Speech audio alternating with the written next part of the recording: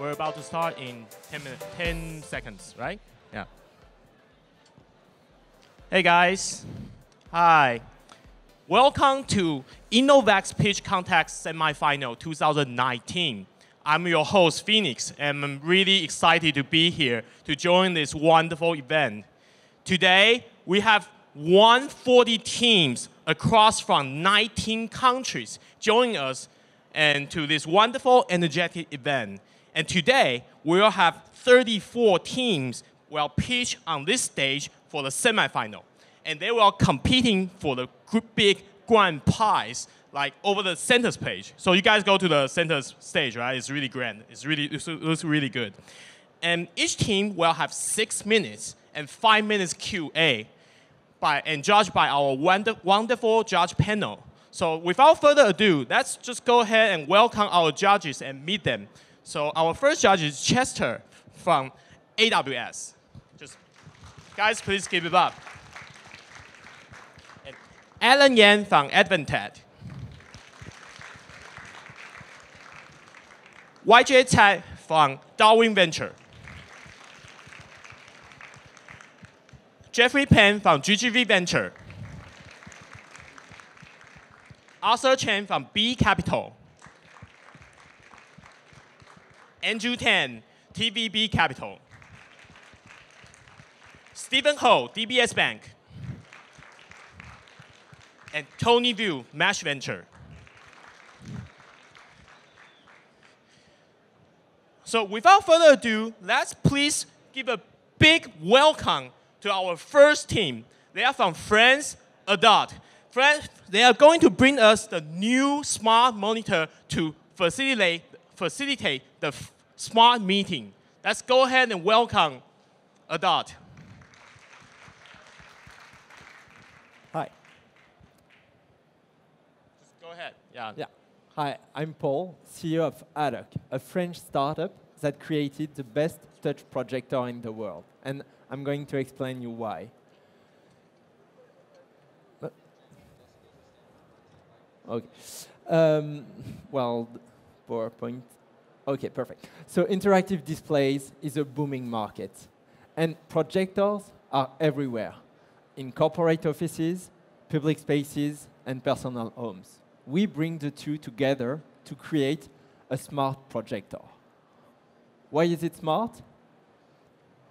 Because it has a Windows 10 embedded computer.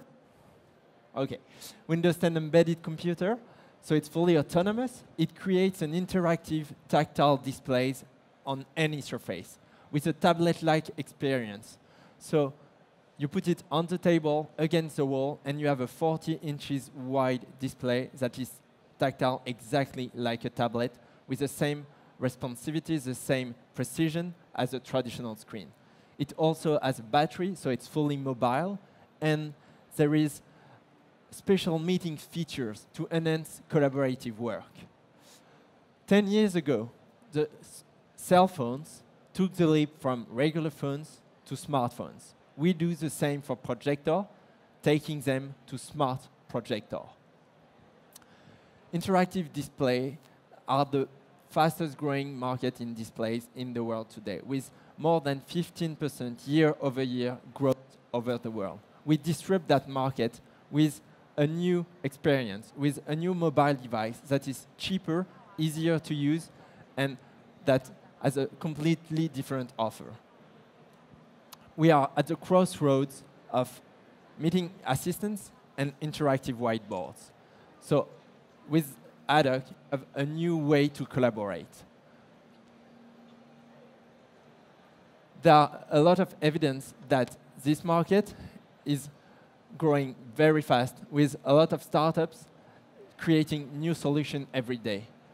Today, we have 2 use cases our clients already use Adoc for. The first one is collaborative meetings. With Adoc, you can project digital content on any table and start working together. You can interact with documents to take the right decision during the meeting. You can also present your offer to a prospect to convince them that this is the best offer. And the other use case is plan reviews. In the construction and industrial market today, architects, workers, real estate agents don't really have a perfect digital solution to project and interact on digital plans. They are still using paper. This is a real client in France using our product to go from paper to digital plans. And they can annotate their plans directly on our product. Our offer is 2,500 euros with a subscription fee at 99 euros a month. So it's way cheaper than additional screens. It's mobile. There is, as I said, a Windows 10 computer inside. We like to say that this is an all-in-one meeting room solution in a mobile device. There is a webcam, microphone, a speaker, so you can take it anywhere and start working directly with it. We already have top-tier companies as customers in Europe. We have won an CS award this year, and we want to open the Asian market in 2019. We are a French startup with a team of engineers from the top school in Europe with PhDs in computer vision. We also have the support from strong Asian partners like Advantech. I saw that someone in the jury is from Advantech, like Foxconn, providing us the best components. We've spent 3 years of R&D going from the first prototypes to a manufactured product that you can see here that is already delivered to our first clients. We are raising 5 million euros to open new markets, the US and Asia. We already have a bit of traction there to expand in Europe, and our goal is to reach 50,000 units sold within 3 years. We are also looking for local distributors to accelerate on those markets. This is Haddock, the first smart projector. There is a demo right there, and I'm ready to answer your questions. Okay, this is our first thing, Haddock.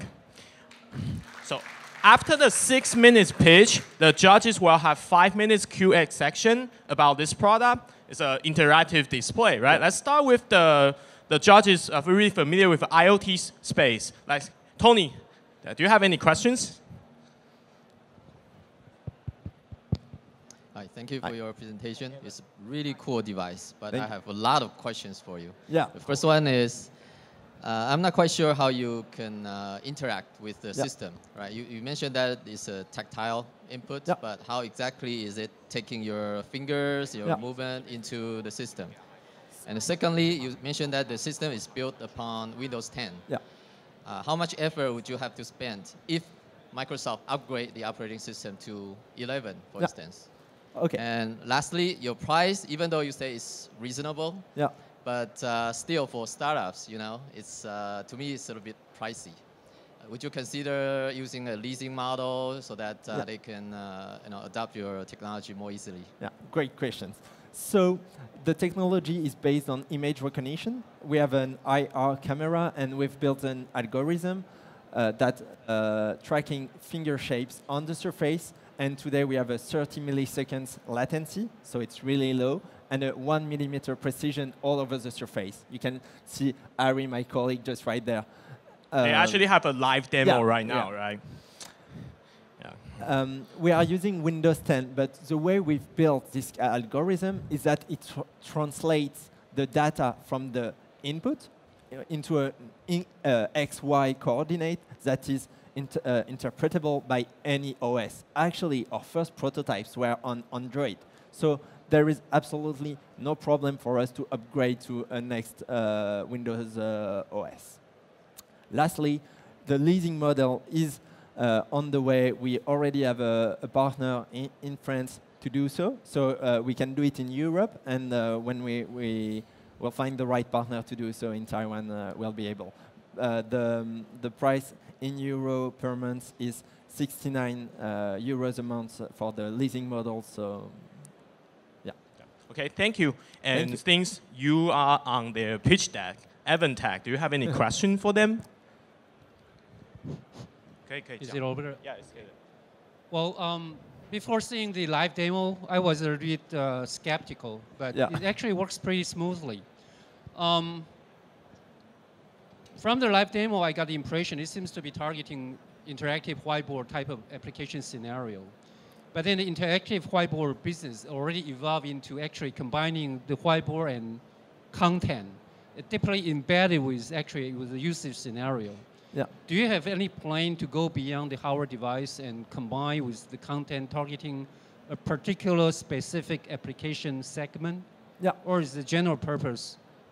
So our goal is not to become a software company creating special content, but we've developed special meetings features to enhance the collaborative experience. But what our strategy is to partner with software companies, like this one Ari is demonstrating, creating special interactive content for tactile displays. So this one is, for example, for a banking use case, where a banker can co-create the loan offer with the client.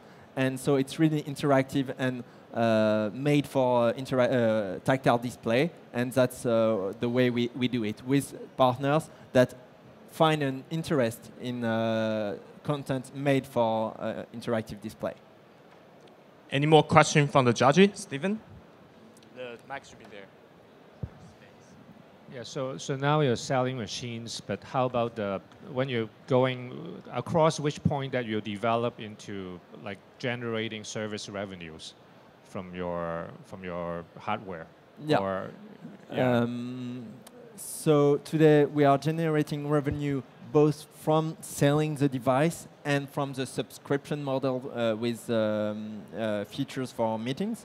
So today it's about 1/3 of revenue from services, and we are also, as I said, working with software partners, and the way we do that is with a contract. When they sell their software on our product, we generate revenue. Yeah, so through the channel, how are you divvying up actually, how do you incentivize your resellers or your partners in terms of the subscription revenue, or they just actually get to sell and then get a commission?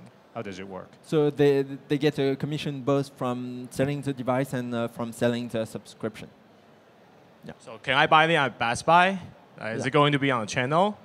Sorry? Is it going to be on the channel we can buy for the regular? Yeah, you can actually buy it from our website. Okay. So it's just a follow-on questions. You mentioned that you're gonna go expand into Asia, the Asian markets. Could you elaborate more about your strategy in terms of retails or any kind? So as I said, today our use cases are exclusively B2B.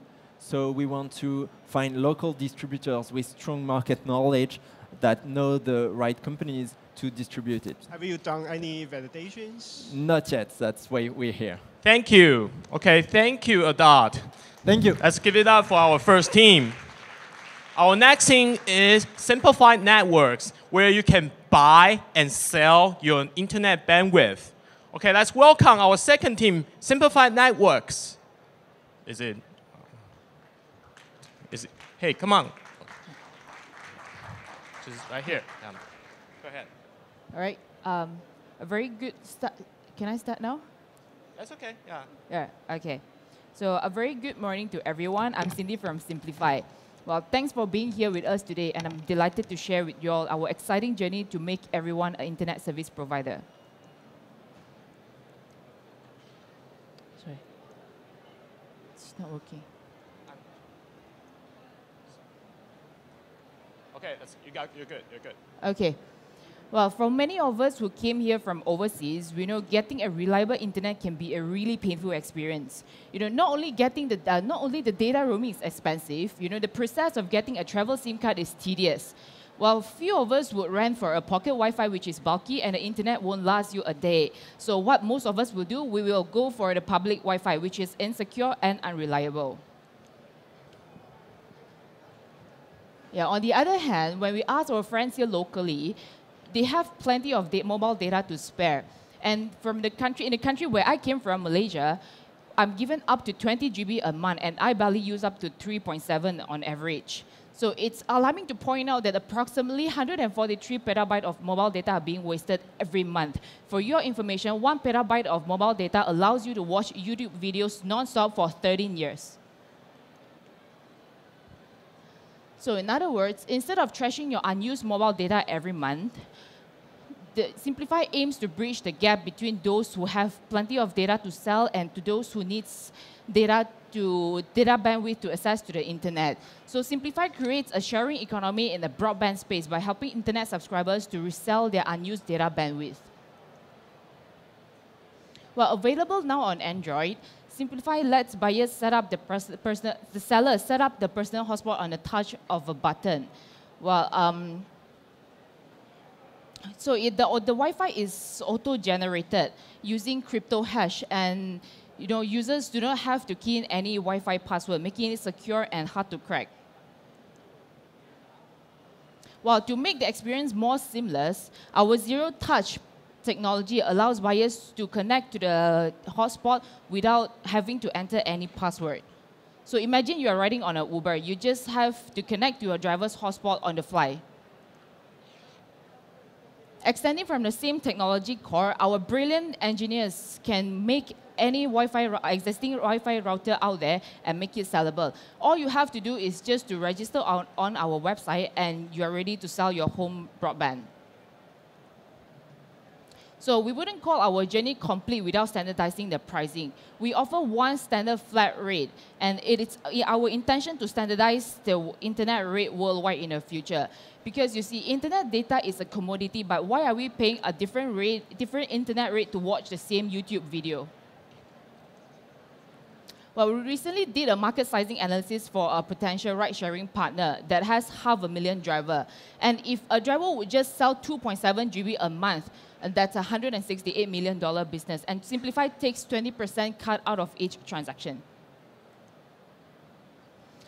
Other than the taxi industry, Simplify has great potential to expand into other verticals, such as the tour guide selling to the tourists, convenience stores, local coffee shops, and also the homestay hosts like Airbnb. Our go-to-market strategy is to work with potential partners along the tourist journey map, from pre-departure to arrival and throughout their stay abroad. So we also subsidize our buyers and sellers in our two-sided platform strategy, giving $10 to our sellers and $1 for every GB for those who buys. So Simplify works purely on an app without needing any special hardware. And unlike postpaid or prepaid, Simplify charges buyers on a pay-as-you-go model. So the biggest risk lies in the hands of the telecoms, who may impose data reselling as illegal. But you see, we are broadcasting Wi-Fi from a user device on an unlicensed spectrum. It's just like selling the solar energy back to the grid. Among the founding members, mostly comprising people from a very technical background, we have a combine of more than 50 years of professional experience in both telecoms and softwares. We have just raised $200,000 in our seed round towards the end of last year, and we are actively recruiting executive team to expand into other regions. And we are also named one of the most innovative companies by Fast Company, with our technology granted a US patent so far. And with that, I would like to thank all of you again, and I'm happy to address your question. Thank you. Thank you. Simplified network, so basically marketplace for bandwidth. Am I understanding correctly? Yeah. Okay, is there any question from our judges? Since it's about bandwidth, so AWS, Chester, do you have any questions? Yeah. Hello. I like your idea of sharing or selling unused capacity and reliability to that. But I'm not sure if it's okay for not the regulatory, but under the agreement between the end user with the telco companies. Mm-hmm. Have you checked whether it is allowed for a user to sell, not just share, to sell the bandwidth and the capacity? You mean to other users? You mean the users or the telecoms? there's agreement between each user and the telco companies, right? And I suspect under that agreement, there should be a term that disallow the user to resell the services to the other party. But because we are broadcasting using the Wi-Fi, so I'm saying even if it is illegal, but the telecoms will not be able to trace it so easily because it's on an unlicensed spectrum, which is Wi-Fi. Yep. Yeah. Okay. Thank you. Okay, any questions? Yeah. Tony.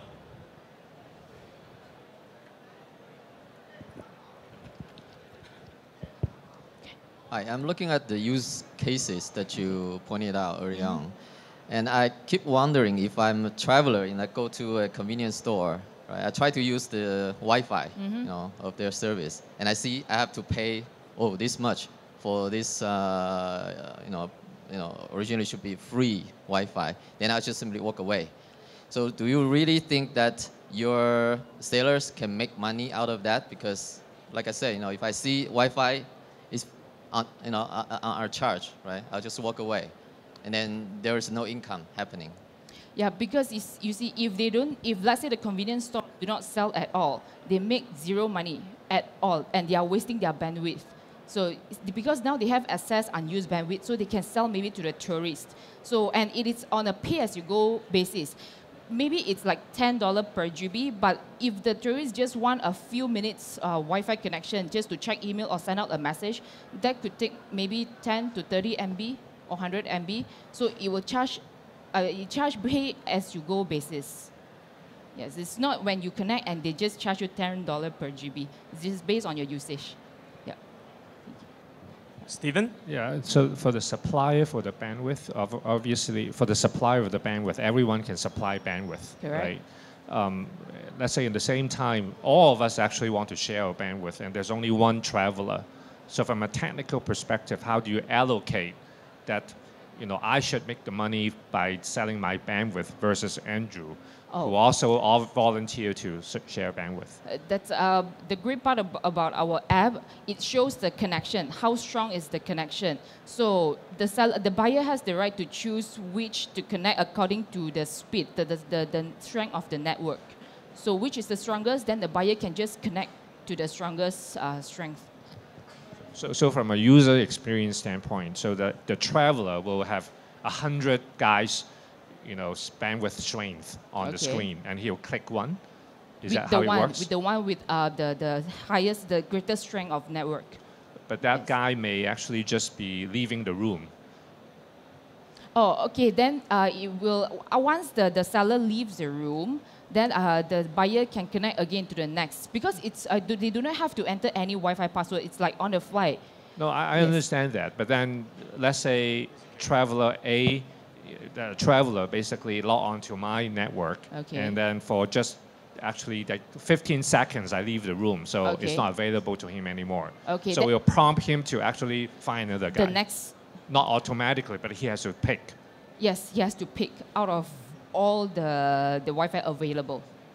Yes. So from a user experience standpoint, do you think that's good, or actually you should choose for him?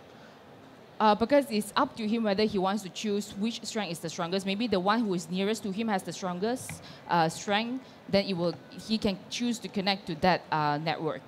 But okay, one last question, Arthur, or yeah. Just wondering, because it's more like a numbers of game, right? Numbers of game. You guys should have very strong network, so that the numbers is good enough, big enough for you to make every customers happy. How could you overcome this? Yeah, like I've said just now, we have did a market sizing analysis with a ride-sharing partner. So it has 500,000 of drivers. So that's only in the taxi industry. Sorry. What about when we engage the homestay hosts like Airbnb? Because now we are not only it's not only on mobile app, it's also on the fixed router. The fixed router in your house or in a local coffee shops, a cafe like Starbucks. Yeah. Okay. So, yeah. Is it okay? Thank you. Thank you, Simplified Networks. Thank you. Next, I'll welcome our 13th Generation E software solution. They are actually focusing on AI, on medical images. Let's welcome our Generation E software. Hello?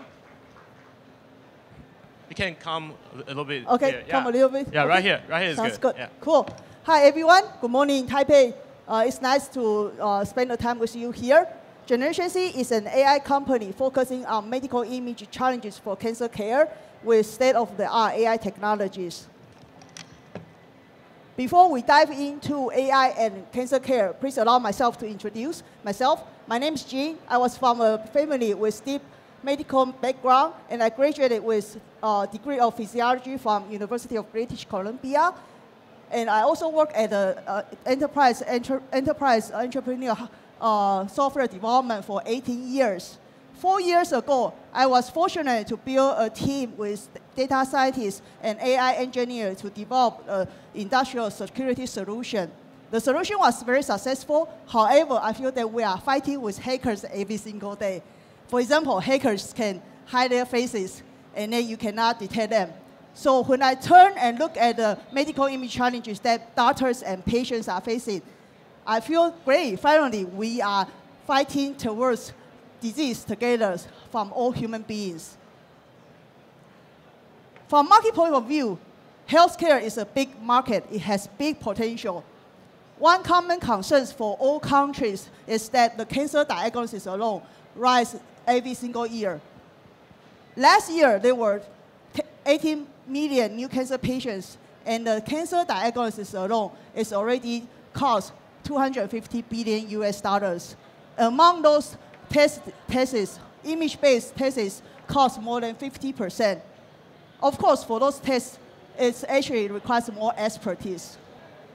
For Generation C, we focus on biopsy cancer diagnosis, and then the target market is $11 billion US.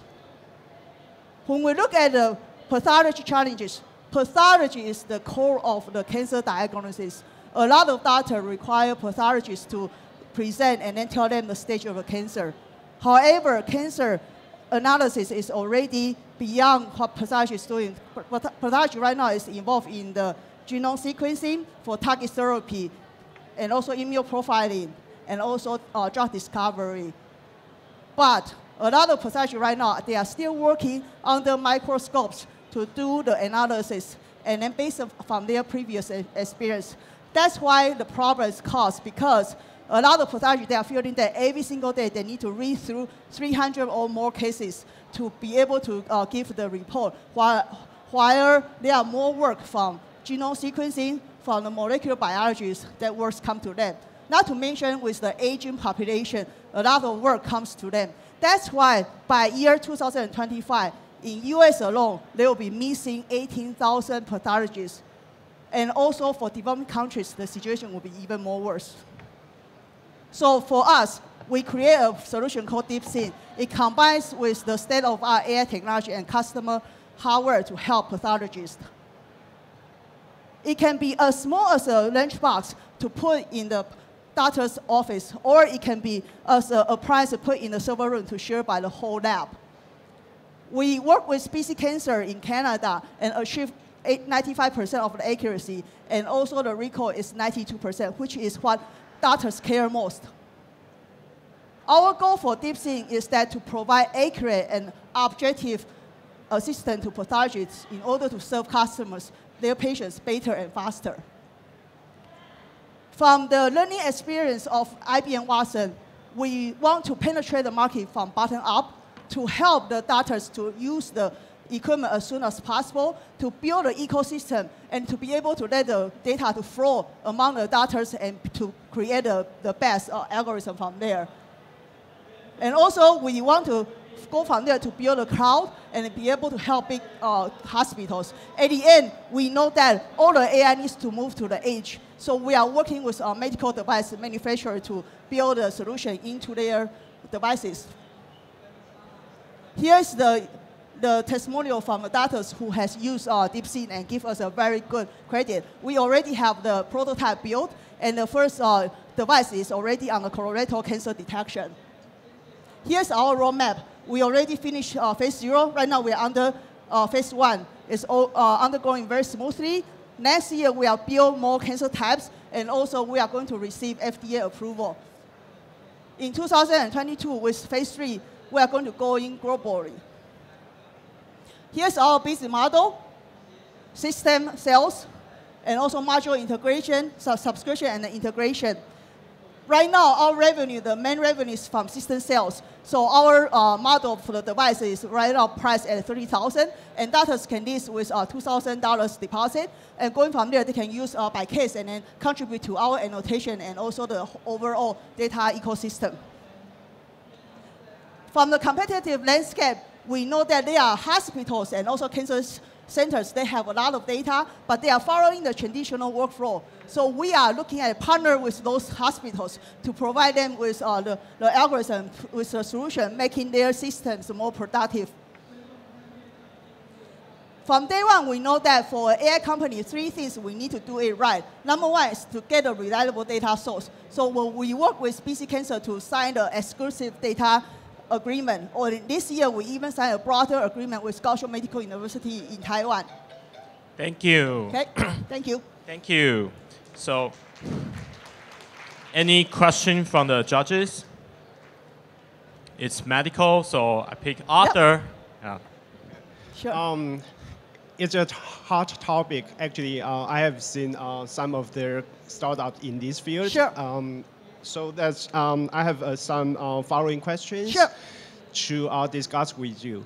The first one is because you target the pathologists. Correct. So the data should be digitalized. Yes. But currently, not so many data is digitalized. How could you overcome this? Thank you. That's a very good question. So there are actually 33% of hospitals in the US being digitalized. And the main problem last year when I attended the Digital Pathologist Visions Conference, they are seeing the trends actually getting taken off, right? So right now for us, we actually work with like St. Paul's hospitals in Vancouver. They will do the digital scanning first, right? And then that's why in our solution, we try to be the small device to the hospitals so they can actually do the scanning separately from our process. So the trend is on your side. Actually, Taiwan's hospitals also kick off this project to digitalize the data. So and then second part, that's why for the edge part, we are actually working with a microscope. Yeah. Right? So with that, it's your AI model supervised learning. So right now it is,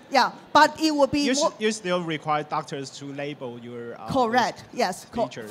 for the current stage. What indications you are focused on? What indications? Yeah. So what disease? So we are working on we already have the colorectal cancers. Colorectal cancers is already one that's being clinical trial with hospitals. So the precision is about 95%, and recall is 92%. What's the AUC, area under curve? Area, so that's where the 92% lies in. AUC? AUC, yes, correct. Okay. And who is the payer? Yeah. That's a very good question. So right now, like what I said, right, for the individual pathologists, we are giving them the trial. They pay us $2,000 for the deposit. So the hospitals is the payer to buy your systems. Correct. And what's the current pain point? Because you want to deploy your solution into the hospitals, then you got to integrate with the workflows. Correct. So because our device is the portable one, for doctors, they can bring into the lab or in their office. So they actually don't need to. Yes, they don't need to integrate with the HIS system for now. Yeah, but eventually we are working with the bigger hospitals. For example, that VGH. And where is the data stored? Yeah, so the data storage right now for the device itself, it can allow doctors to store 300 slides without problem. And then we will actually ask them, do they want to archive, and then bring them to another place. Okay. Any other questions? Okay, I have one for you. Why does it have to be portable? Yeah, so that's what I say, right? We learned the example from IBM Watson, because a lot of companies right now for AI, they only build cloud. They want to do very big, right? But we know that because we have experience with hospitals, every single deal needs to go at least 18 to 24 months to be able to build, integrate. And that's why we say to be able to build the ecosystem faster. A lot, because I was in the partner healthcare conference in Boston this April, and they mentioned about even for US right now, they are pushing very hard to have the medical data flowing, but it's very, very slow. So you go to them. Exactly. So right now we are going from the bottom-up strategy. Work with starters because they are actually very many doctors, especially for pathology and also radiology. They want to work with enterprise to help them to work better. Okay. Okay. Any other questions from the judges? Okay. Thank you. Thank you, Generation E. Our next team is another team focusing on medical. They are actually focusing on precision medicine. How do you give a person medicine at the right person, right time, right dose? Let's welcome Matt Fluid.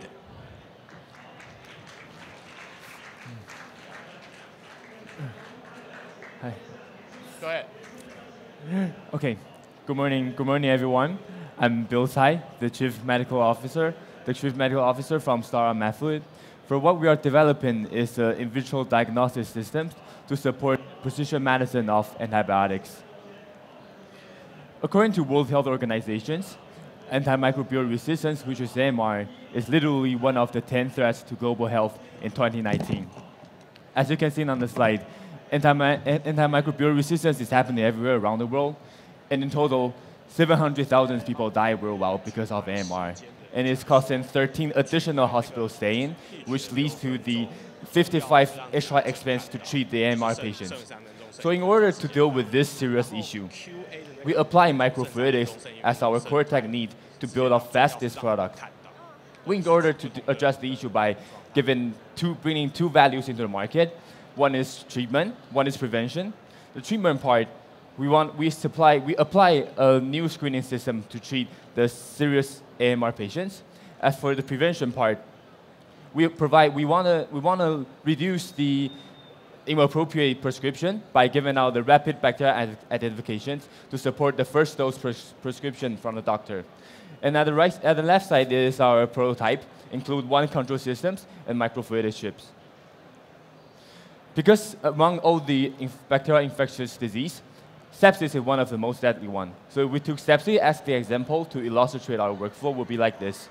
After the blood bottle screening, the medical technologist can put the sample inside our systems. And first of all, we'll conduct a rapid bacterial identification to inform the physician that whether this patient is bacterial infections or not, and whether this bacteria is the 4 major type of bacteria or not, within 90 minutes. And this is very important to the physician because as fast as they can know, what is the bacteria is, they will narrow down the spectrum of antibiotic they're going to prescribe, which will improve the accuracy of the antibiotics prescriptions. And after that, we can conduct antibiotic screening, which is our greatest value because we are literally the first-in-class device in the market that can carry out multiple antibiotics combination tests. So the scenario will be like when bacteria is strong enough to show resistance to most of the single antibiotic, our systems can screen and identify any effective antibiotic combination to treat these specific patients instead of only based on empirical treatments. If we conduct our systems to the current devices, first of all, we can not only save a great deal amount of time, and as I said before, it's very important to the physician because it can narrow down the spectrum of antibiotics they're going to prescribe. And also, after the identification, we are the only systems that can face the very strong bacteria to conduct antibiotic combination test. As to the global market of antimicrobial susceptibility test, in total is $2.7 billion US. And we want to target Taiwan and United States market first. And if we assume our total addressable market as 20%, we will give us the end of $200 million US. We mainly have two products. One is microfluidic chips, which will be consumables and will be our main revenue. And as to the control systems, we'll just sell it or give it out for free to the hospital initially. This is our roadmap, and we have two missions ahead. One is conduct a clinical study by our prototype to see how many mortality rate we can improve by our products. And second is finish the automated system development, and then we can have our further preclinical trial and are now FDA and TFDA cleared at 2022. This is the 5-year financial roadmap we plan out based on our roadmap.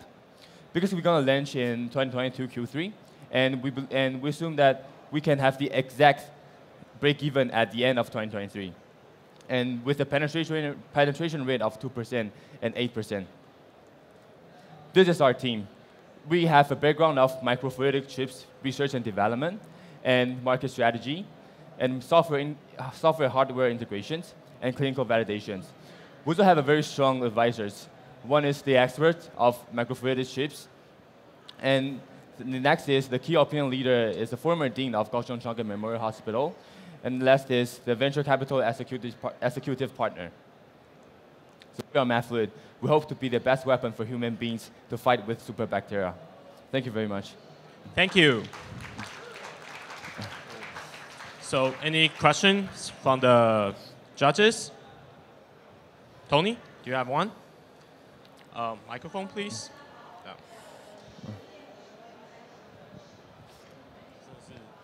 So you provide the equipment, the software, and the consumable device to the hospital. And the hospital is responsible for replenishing antibiotics into the machine so that the test can begin, right? Can I confirm you say hospital is in charge of putting the bacteria inside our chip? Yes. The only thing they don't buy antibiotics from you. They use their own. The antibiotics have to be inside our microfluidic chips. So the only thing they need to do is put the isolated bacteria from the patients inside our chip. And then after that, we will run everything automatically and to screen and give out the report to the doctors that the antibiotic you want to test. Because we're going to provide different series of chips. Like this include antibiotic AB, this ABC, CDF, like that. So it really depends on what the physician wants, what is his interest to test, and we'll give out the report to him.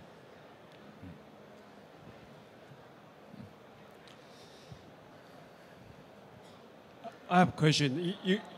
Your slide mentioned you can detect 3 different kind of bacteria. Bacteria in 5 hours. What's the bottleneck? Can you speed up? Okay. You said what is the bottleneck? Why we can speed up? Okay. I think your question includes 2 things. One is the identifications, and the other is combination test.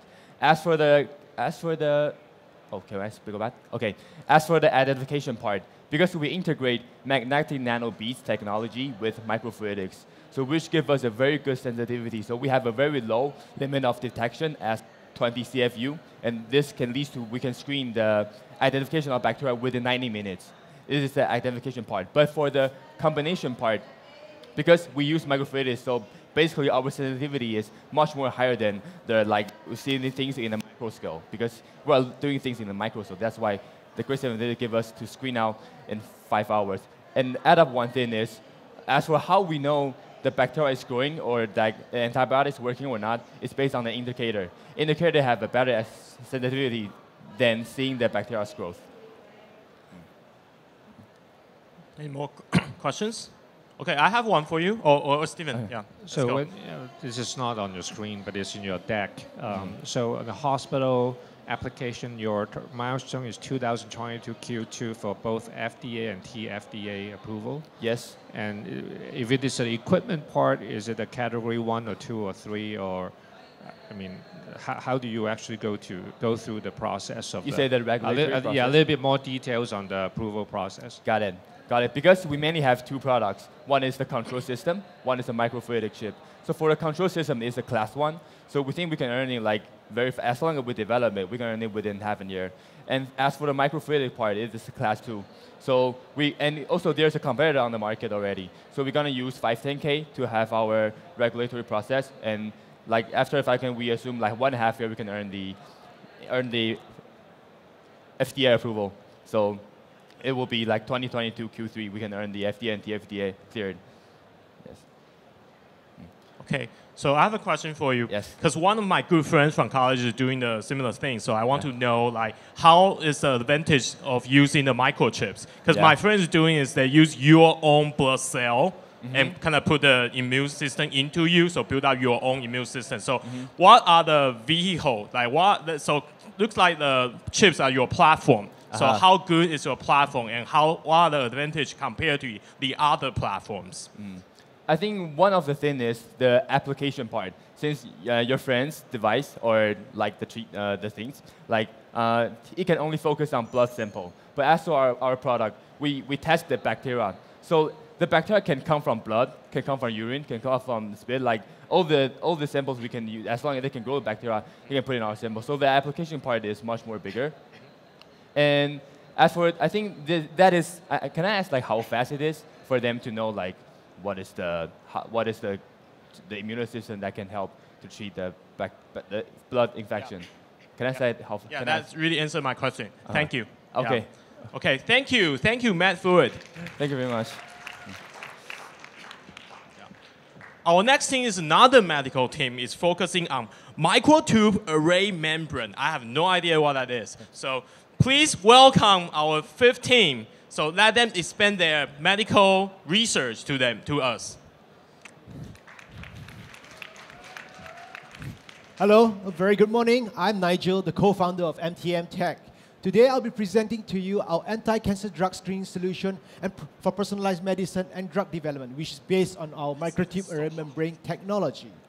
So let us examine the grim reality of cancer treatment and the development of drugs. $2.6 billion, 10 years, and 8% success rate.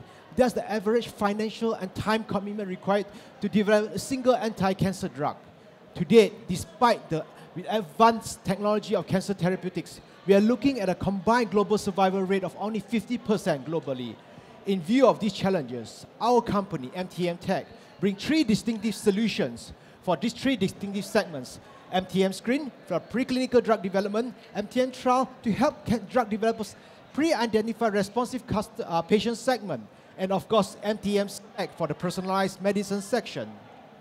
So the technology basis of our technique is to take our MTAM technology, which is heavily patented both in the States and Taiwan, take that in combination with the US NCI developed technique called hollow fiber assay to produce a single platform that is applicable in 3 distinctive market segments: personalized medicine, drug development, and clinical trials.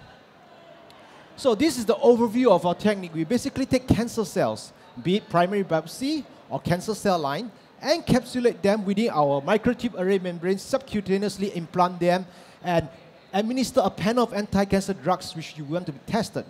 Within a very practical and short time frame of 2 weeks, you will have a phenotypic-based data, as seen here. And compared to the current gold standard called xenograft models, our technique MTM HFA brings a host variety of benefits, including unprecedented reliability. We are extremely rapid. We are able to reduce the time commitment by up to 80%. Financial-wise, we can reduce the cost by 60%, depending on the overall complexity of the experiment.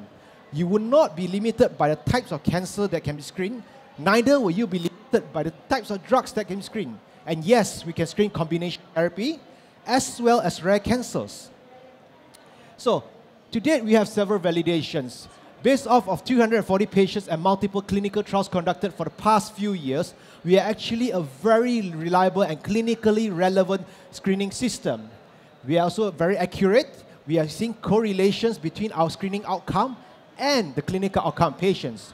In terms of the pre-clinical drug development segment, we are actually a profitable company to date, mainly derived from contractual research from drug developers. And we have done numerous independent blind comparison between the screening outcome of our MTM HFA technique and the current gold standard xenograft models with drug developers. Currently, we find them very often comparable between the two. So in terms of market, our 2 primary markets we are looking at is basically China and States. Annually, they spend billions of dollars for cancer therapeutics and also the development of these therapeutics. Our total addressable market is actually 2 million patients per annum, growing at a compounded annual growth rate of 40.5% every year. So our primary strategy revolves around contractual research, clinical trials. We form the internal validation for these respective parties, and of course, our authority figures. To date, we have secured 5 KOLs, 2 in the States, 2 in China, and 1 in Taiwan. And for the past 3 years, we have worked with up to 20 drug developers locally and abroad. So this is an overview of some of partners, some of which are currently work in progress. some of the more recent and noteworthy ones, including Cancer Research UK, whom we are working on rare cancer and combination therapy screening. So this is our overall regional office projection. We are looking at US HQ. We actually have an US entity established last year in the state of Delaware, which will form our US HQ. And we have Taiwan and the States forming our R&D centers with respective global offices serving respective regions. This is the overview of our projected income. By 2025, we are looking at almost $100 million per year. And we are looking at 2 rounds of funding, A round at 2020 and B round at 2023. Majority funds used here will be for the completion of clinical trials in Taiwan, starting new ones for the US side because we have a US entity now. We are also looking for many new strategic partnership, market penetration, resellers, and partners, distributors. So this is our overview of our team. We have Professor Jack Chen, whom is also a faculty member of Taipei Medical University, as the founder and our CEO. On the business end, we have Nick Wu, a highly professional marketeer with 30 years experience in senior managerial roles in various multinational companies in Asia. And our scientific advisory board is being led by Professor Yan Yun, a distinguished and famous oncologist both in Taiwan and the States. Of course, we have Sandy and myself here as the co-founder, and of course our internal scientific consultants, postdoctorals. So with that, I'd like to sum up my presentation, and I welcome any questions. Thank you. Thank you. Any question from the judges? Tony. Could you tell me a little bit more about the material that you're using, the hollow fiber array? Who manufacture it? Okay. Is that exclusively your patent? Yes, it is exclusive our patent. And the process of manufacturing it, is that also yours? Yes. You are the only one who can make it. Yes, we have patent coverage from the equipment to the structure and up to the application, which is we actually filed PCT last year for cancer side. Yeah. Any questions? Arthur?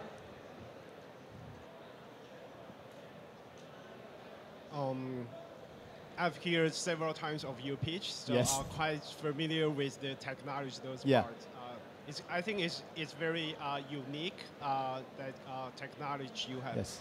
So, but adding on that, I would like to know more about your endpoints. Our endpoint. Yeah, how to visualize the best success of your business. Okay.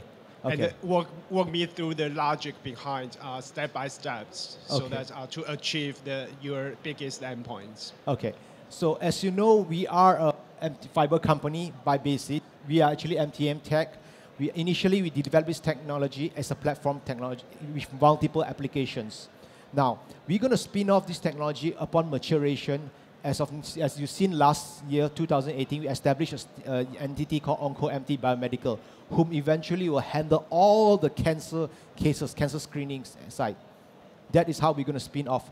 And of course, with new technologies emerging from MTM Tech Corp, we're going to spin off into individual companies.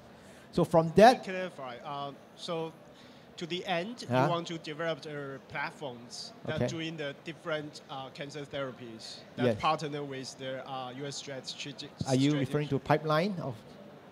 I mean, it's platforms that are providing the service to their different strategic partners. Can I say that? Yes, correct. Okay. So your question is how we're going to do that?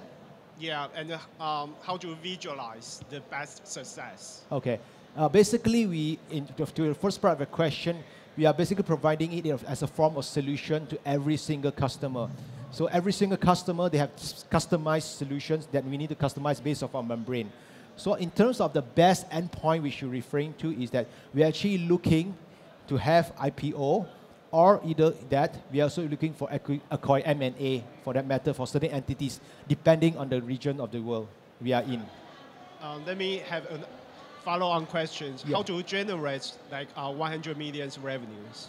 Okay, as you've seen earlier, based on statistics, we have 2 million annual patients that we can address. And these are defined as customers that are living within 1 to 2 hours from a medical center, be it by car or by flight. Okay, from there, there's an annual growth rate of 40.5%.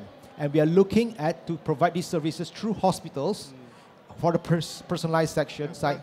what's the logic behind to prove this model is expandable and scalable?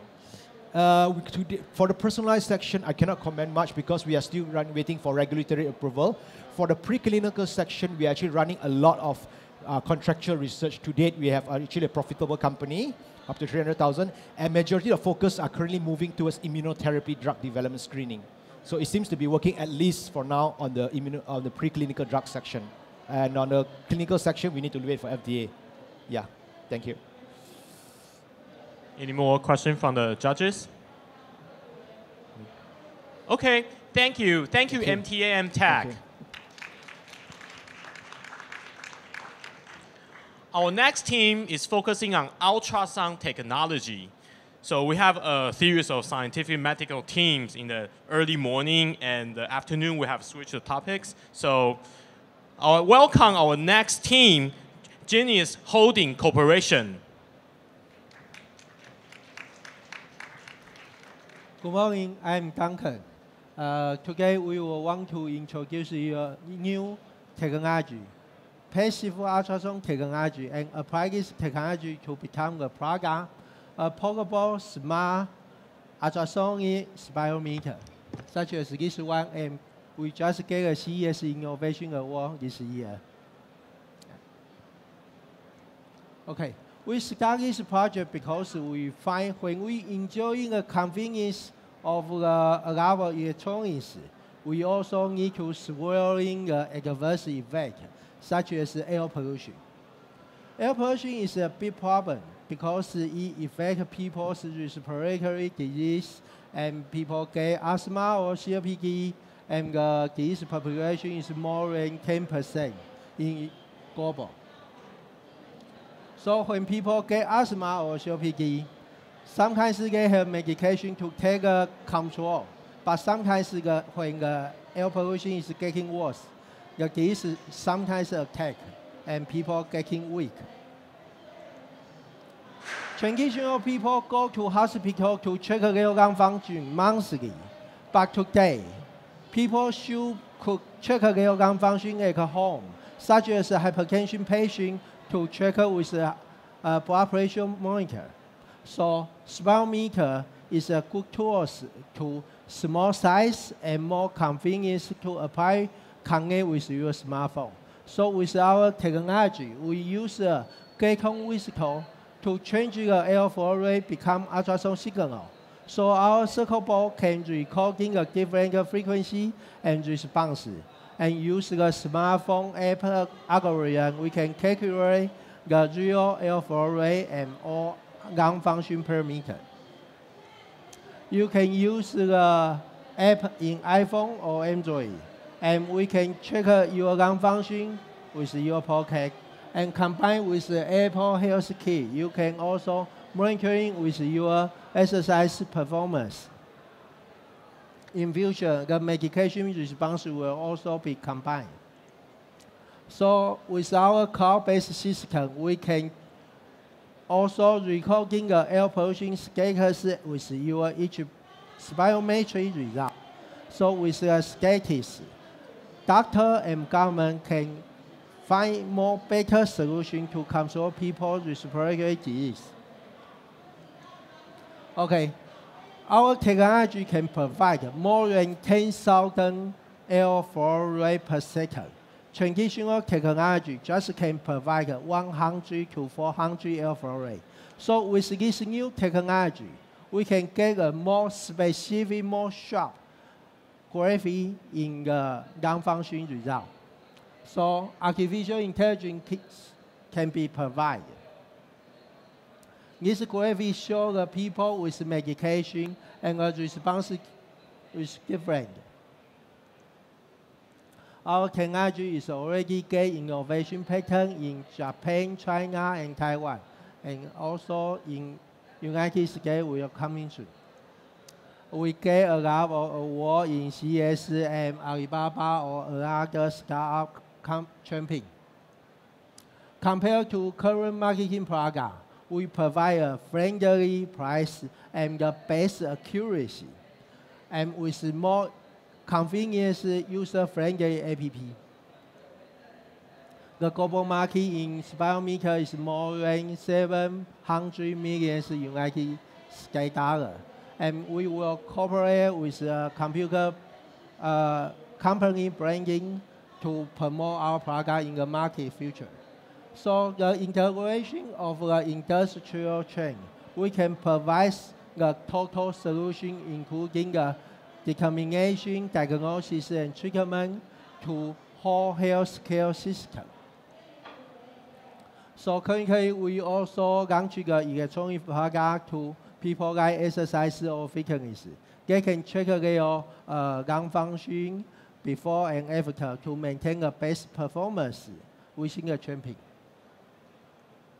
So we will get a FDA approval in medical device in this year, and we will also launch more function in next year. You can scan the QR code because our product is already launched in the Amazon. It's just $199 United States dollar, and in the future you can also apply this technology to determine the airflow rate, and also including the wind power generation or the industrial airflow checker system. Yeah, thanks for your attention. Thank you. Any questions? So I have a question for you. So this is consumer-facing product, right? Yes. So I can buy it on Amazon. Yes. And it tells me where the air is bad, pretty much like that. But how do I do with it? Okay. In general, if people with asthma, the lung function performance will below 17%. So it kind of prevents people with asthma attack or help people to confirm their exercise loading. Yeah. So do you think there should be another strategy to sell, because I don't have asthma and like not all the Amazon people. So do you have any channel targeting those patients? So currently we just with a partnership with a big computer branding company, because with their brand we can use this device to launch in markets such as sport watch. People always check their heart function within exercise, but they don't check their respiratory function. So we are the first product launched in electronics to help people confirm the lung function. Okay, thank you. Any more questions? Arthur? So to me, the go-to-market strategy is not that clear. Can you elaborate more on that? Excuse me? Go-to-market strategy. Yeah, currently we launched... Especially you target different markets, right? Yeah. Different retailers and so on. Currently we have a telecom company in Taiwan, because people use smartphone and pay monthly. So the telecom company will also provide another option to continue their monthly or annual fee with a specific respiratory function checker. Yeah. So we will also use such as big brand and the telecom market to launch this product. Yeah. Tony? Now, since you have the sample in your hand, why don't you demonstrate it? Okay. It's very easy when you deep breath and put your mouth, cover the mouth cube. But you never hear a big noise because the whistle is changing. So just keep the ultrasound signal. So when you finish, you can use your smartphone. Just trigger, connect. We can get the data. So this is not a sample. This is already launching market. Thank you. Chester. Okay. Yeah, just curious, will it be able to detect the alcohol level in your lung? Alcohol level in your body? Excuse me.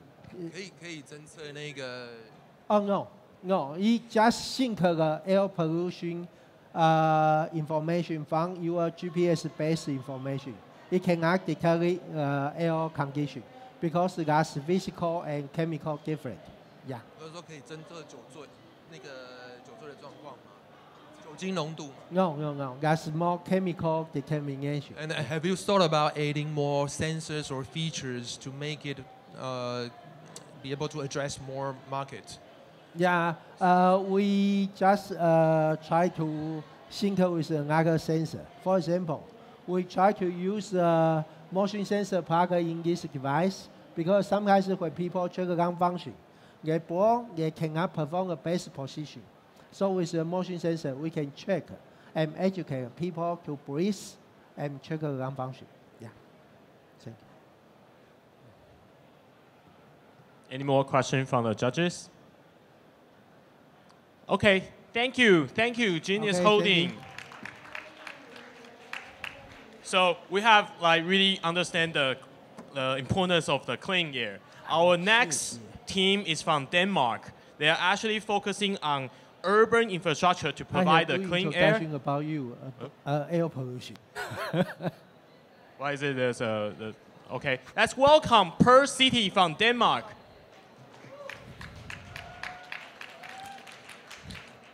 Hello, everyone. Hi.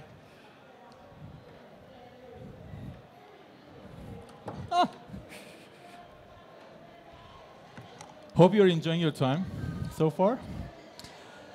Today, I want to present you with a revolutionary product and an award-winning product that received several international awards, which turns buildings into large-scale air purification system. But let's talk about air pollution first. It's a global disaster, and it's getting worse. Did you know 92% of the world population are living in the areas that it's unhealthy to breathe? Did you know that 8 million people are dying every year, which costs the government $2.4 trillion every year? We want to change that with our revolutionary product for the first time in the world. It's called GAPS panels. It will be installed on the walls of the buildings, just like that. Imagine me as a building. It will be installed there. It produces some sort of chimney effect. It sucks the pollution inside from the ground level, passes through these shapes, which are chemically activated, and all the way to the top of the building, it will deliver a high scale of purified air to the air conditioning system inside the building.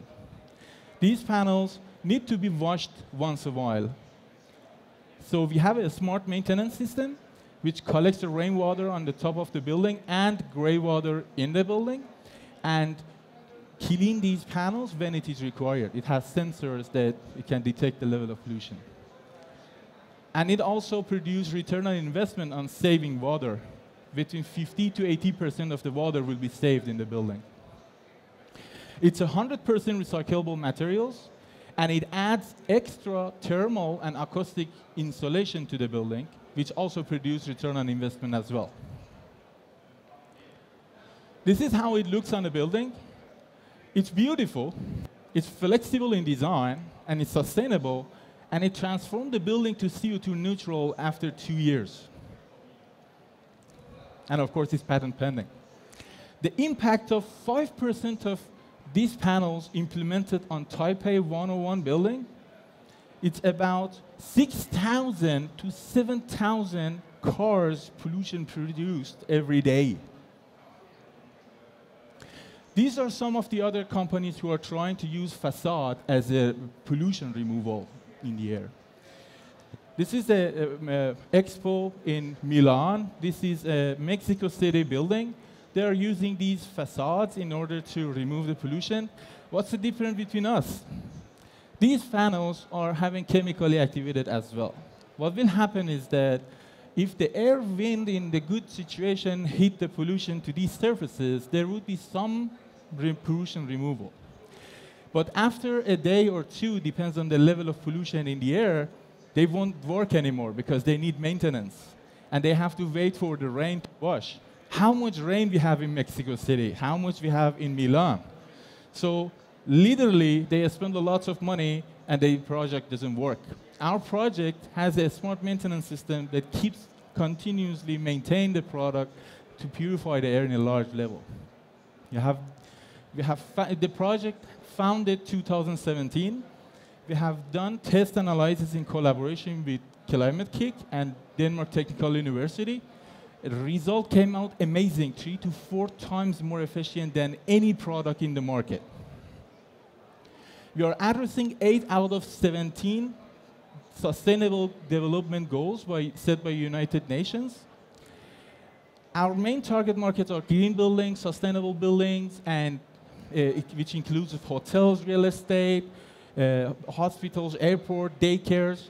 It is estimated to be 170 million euros per year with 8 to 9% growth rate for the origins of Asian, Pacific, Europe, and America. Our business model is mainly licensing to our strategic partners in different countries and get royalties. But our direct business and revenue model would be consultancy for the design of the new building and implementation of, because we are creative, right? And our indirect income and revenue model would be the channels, the royalties we receive from construction companies and our strategic partners like architecture companies. We have launched about 2 months ago, and since then we have received a lot of interest.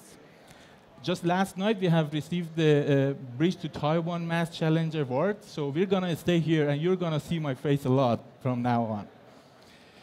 We're going to implement this project by the end of the year, and by middle of next year, we're going to expect to have the first pilot, which would bring us $500,000 for the first project. And we have done some analysis. We will have return about 12 million revenue within 4 years. We have an amazing team, a combined experience, 48 years of combined related experiences, and 2 very powerful and experienced board and advisors. We are looking for 500,000 euros for 20% equity. And thank you so much for listening. Let's help change the world to a better place. Thank you. Thank you. Questions? Andrew. By the way, can you just explain what's the composition of the material? Yeah. Everybody want to take a good look at it. This is just a pilot project. The main material comes as a transparent materials. It would be ETFE. It's been used in the construction industry for years, and it's very famous. Every country has these materials, and they're really flexible in the construction company.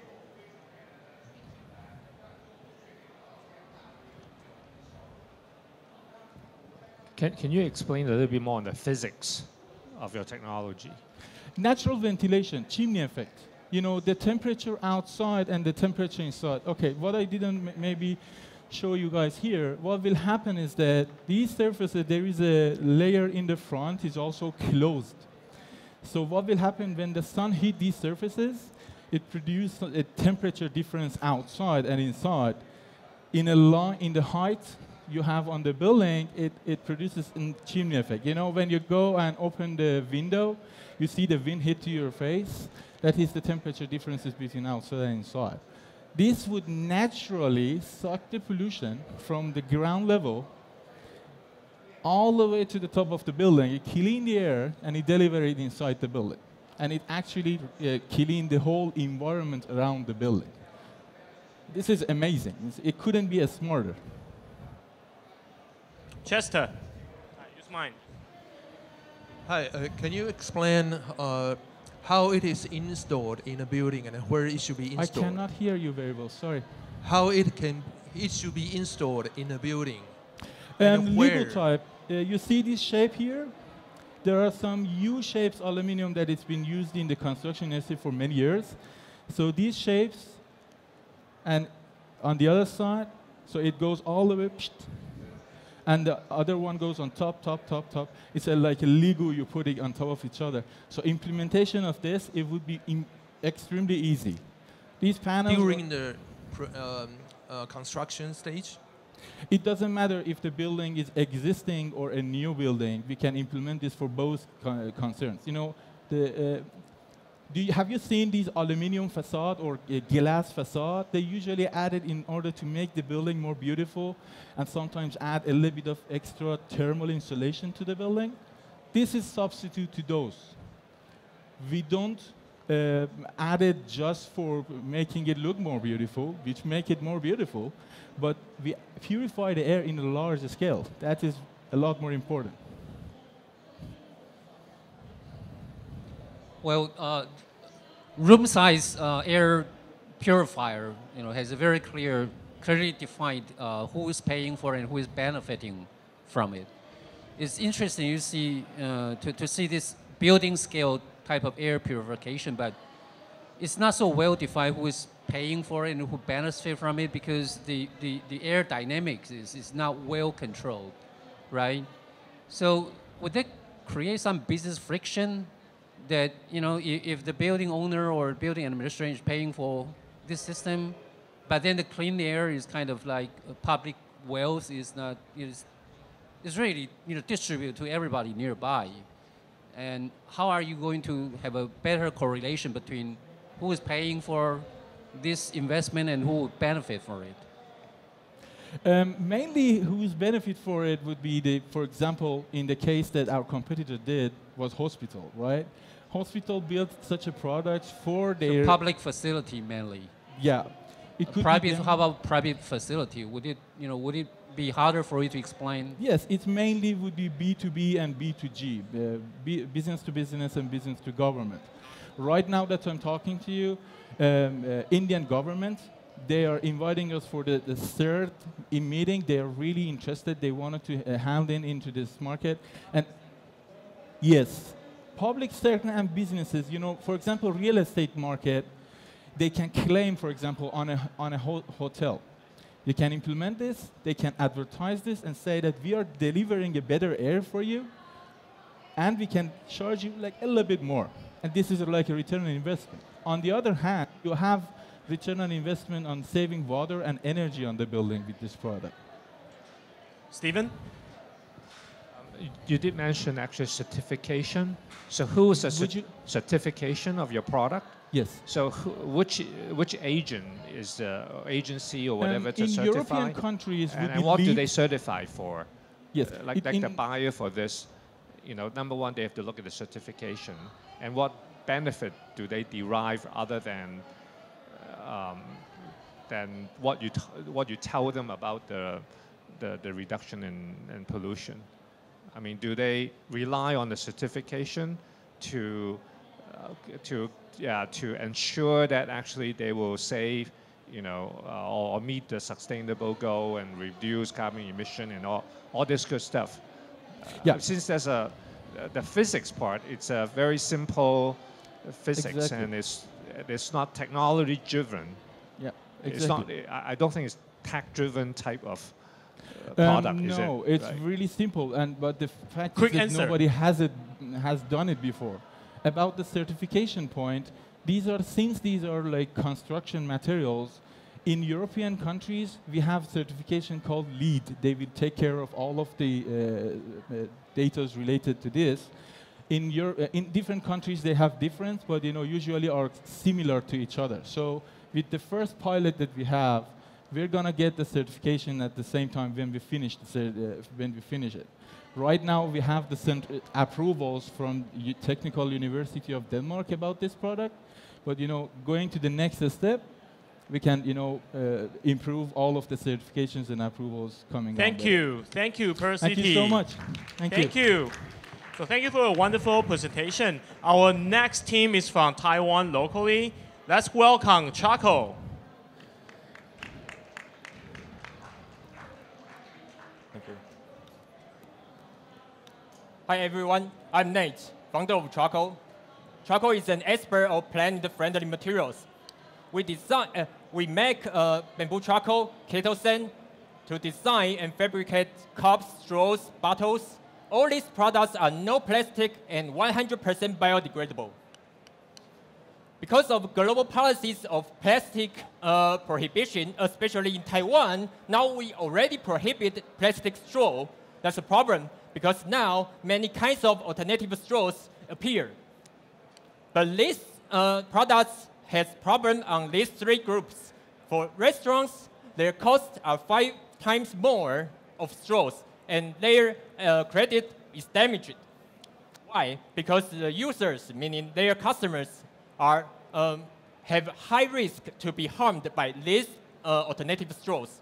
You may know that, for instance, reported in 2016 in the US, but you may not know there is more non-reported cases. And in addition, some materials are not real green, so that makes our surroundings more trash. So our solution is we provide reusable cup and straw for home and restaurant usage. And we also have a one-time usage straw, which is made by Kettleson, and also bottle for outdoor or take-out usage. And all these benefits on these products are anti-organism breeding and safety, and also we can recycle the scraps to reproduce new products. So I can ensure that we can solve restaurants' problem, we can make down and higher credit, and also bring safety to our users, and absolutely true green world. So if you got one reusable straw with one brush, that means you will be happy enjoy that drink. But how about piles of straws? That would be crazy, right? So we provide you brushless charcoal straw. We don't need to brush it.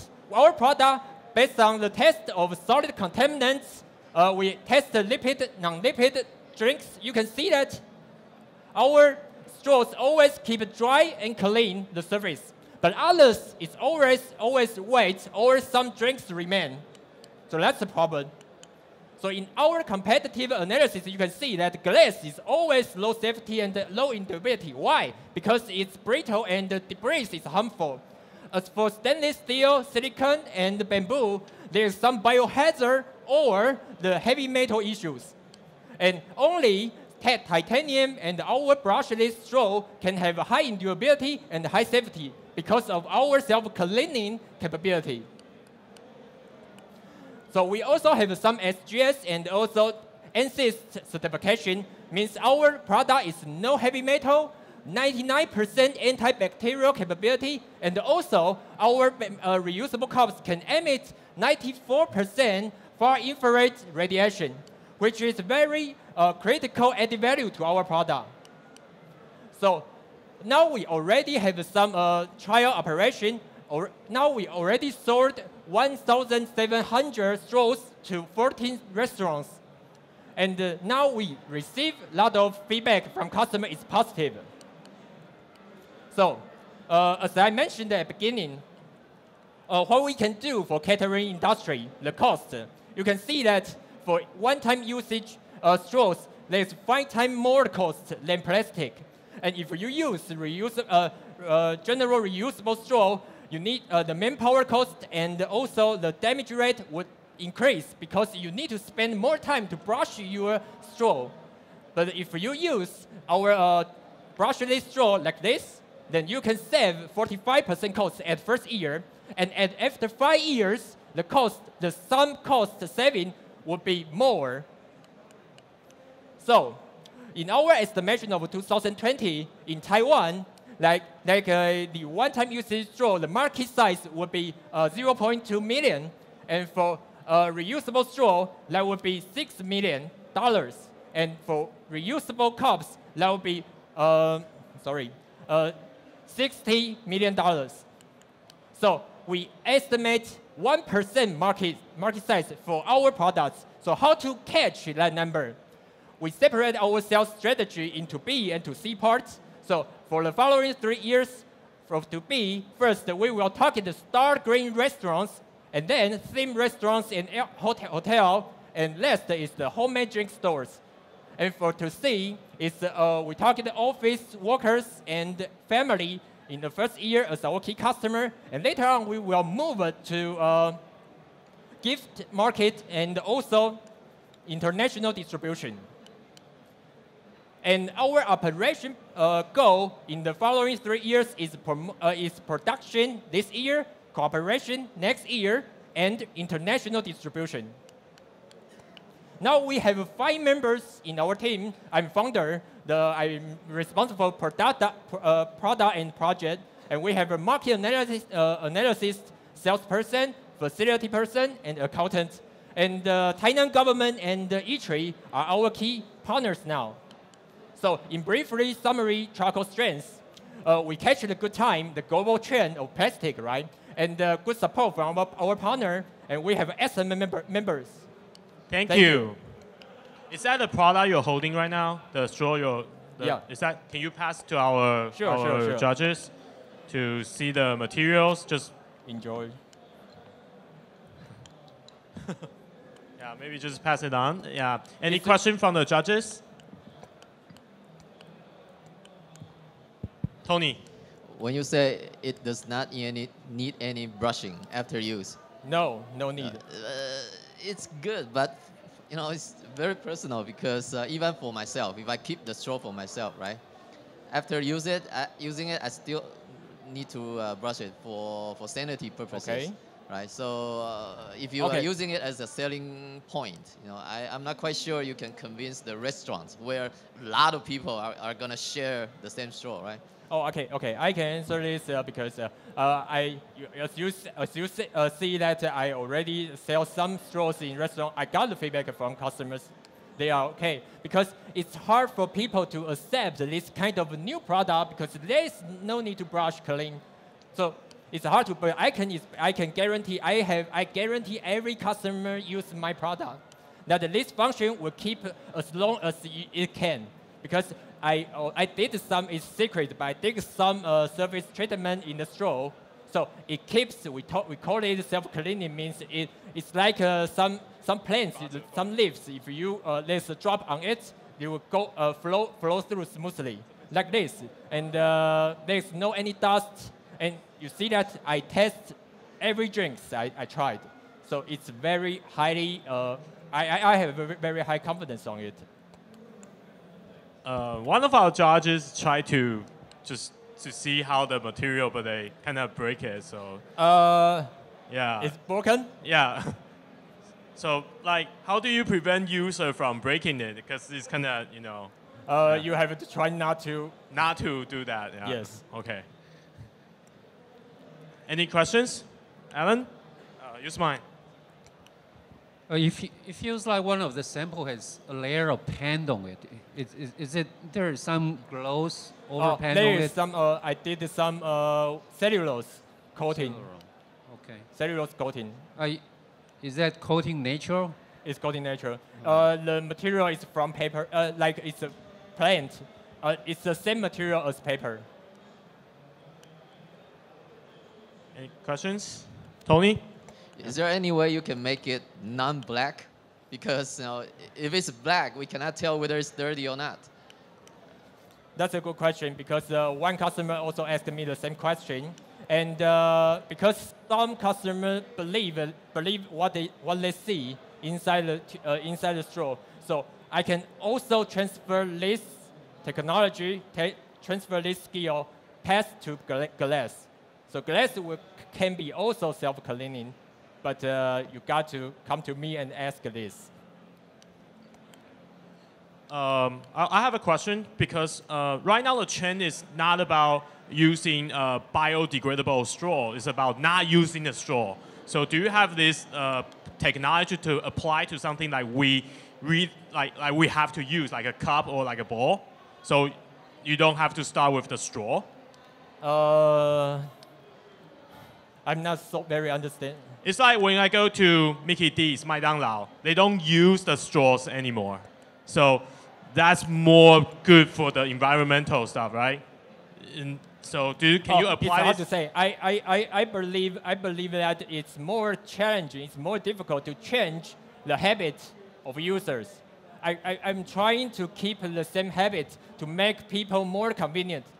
Why do we need to change our convenience by something, right? We can keep both convenience and also the environment. Okay. That's our goal. Okay. Of course, you are right. Yeah, definitely, I got it. Yeah, Yeah. McDonald's did something. I can't have boba tea right now. Yeah, there's no straw for that. Yeah. So, any more questions? Thank you, Kako. Thank you.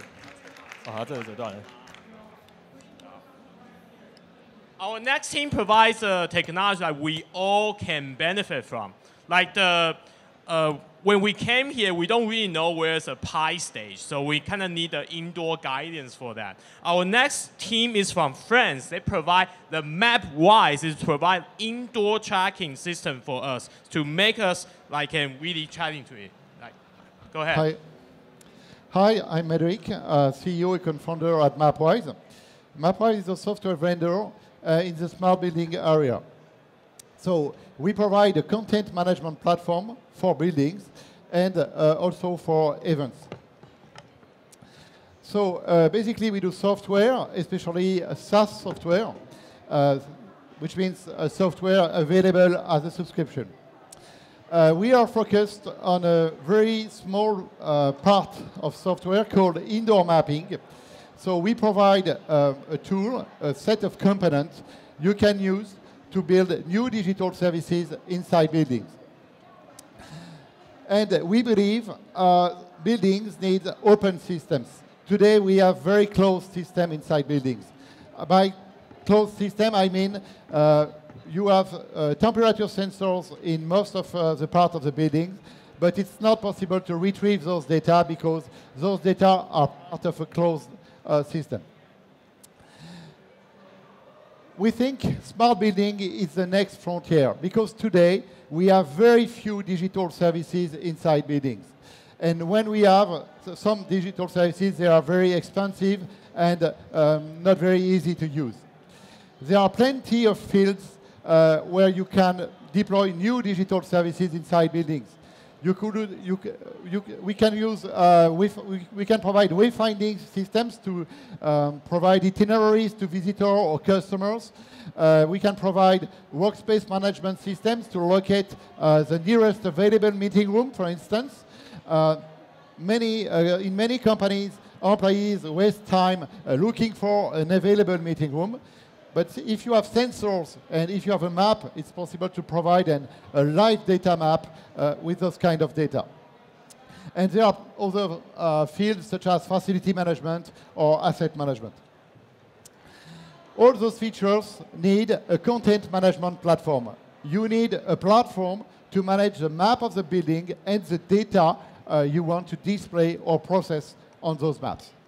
And the purpose of MapWise is to provide such a map. In smart buildings, there are two opportunities. The first one is about content management.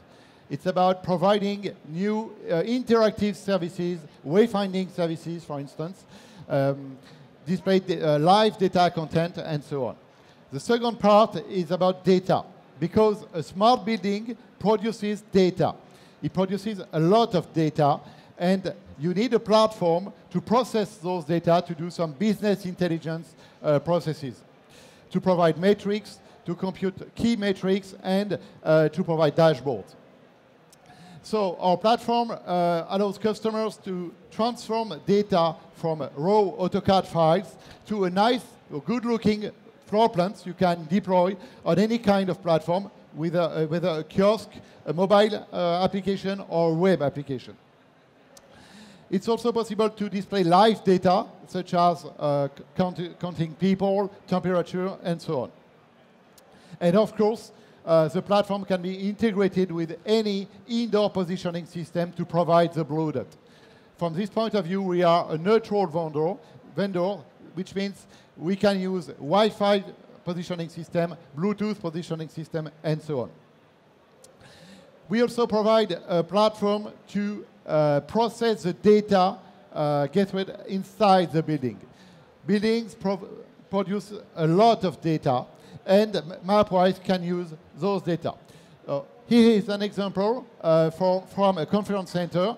We retrieve data from the Wi-Fi network, because Wi-Fi network is able to detect any device, even unconnected device, inside a building, because any device sends some very specific packets, and the Wi-Fi network is able to collect them.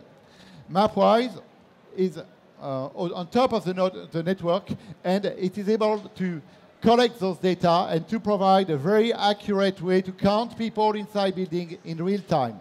So this way we can provide heat maps, we can provide very specific data of how the building is really used. It's mostly used today in conference centers to count people on booth. We are a developer-friendly company because our main model is channel. We sell across resellers, we sell across integrators, and we also have OEM deals.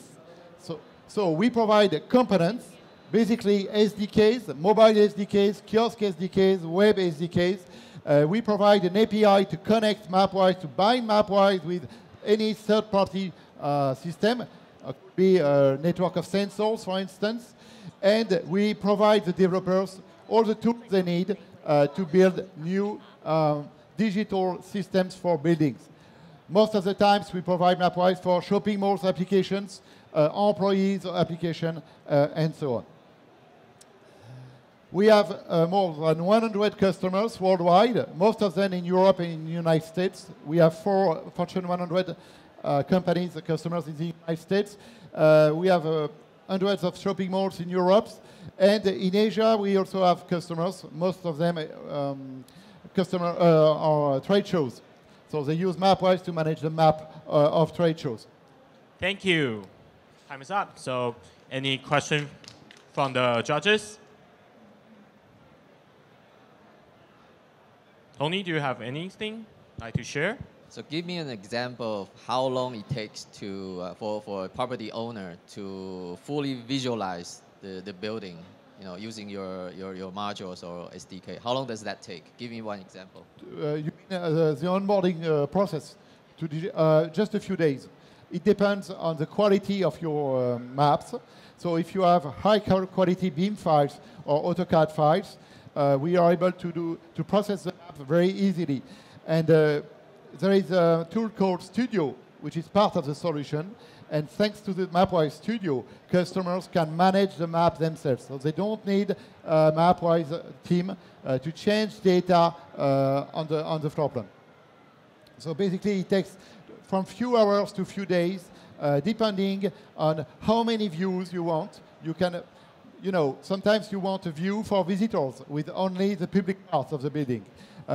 Then another view for employees with private parts of the building, and so on. So you can create multiple views of the building from one floor plan. So depending on the complexity and depending on how many views you want, it takes from few hours to few days. One more question. In your slides, it doesn't say anything about your billing. I mean, how much you charge your users for Very good question. So we are in the real estate industry, and in the real estate industry, companies used to pay based on square footage. So the bigger the building, the more you pay. That's the idea, very simple. And we are a SaaS platform, so it's based on subscription, and it depends on the size of the building, but you pay based on square footage. Any questions? Okay, I have one for you. Yep. One of our participants over there, they call it Origin Wireless. They use Wi-Fi to detect the people and location in the building. Yep. So is that technology a threat to you, or what's your technology? Not at all. Okay, good question. It's not a threat for us because we are just a software vendor, and we can retrieve the data from any infrastructure. Most of the time we work with Cisco, for instance, in the Wi-Fi field. So we retrieve data from third-party solutions. So it's different usage. Yeah, right? Okay. Mapwise is an open platform, so it can be connected with any kind of infrastructure, whether it be for indoor location or for indoor analytics. Yes, thank you. That's a good answer. Any more questions from the judges? Okay, thank you. Thank you, Mapwise. Thank you. Let's give you that for Mapwise. Yeah. Okay, our next team is from Singapore and is in travel space. They actually provide the platform to help engagement with their guests. So let's welcome Travel. Yeah. Let's give it up for Travel. Yeah, they need a... Is the mic working? Yeah, okay. Hi, I'm Ian from Travel, visiting from Singapore. And what we're trying to do here is in the travel space to empower hospitality and to serve travelers. We want to do it one business, one guest, one conversation at a time. So what we do is we actually consolidate the travel industry. We want to empower businesses to serve their travelers seamlessly through chat and automated by artificial intelligence. The problem in travel industry is huge. It's a very fragmented market, which leads to very high dependence on online travel agencies, which leads to high commission rates, up to 15%. And more than that, there's a very high manpower cost because the questions that travelers ask are all the same.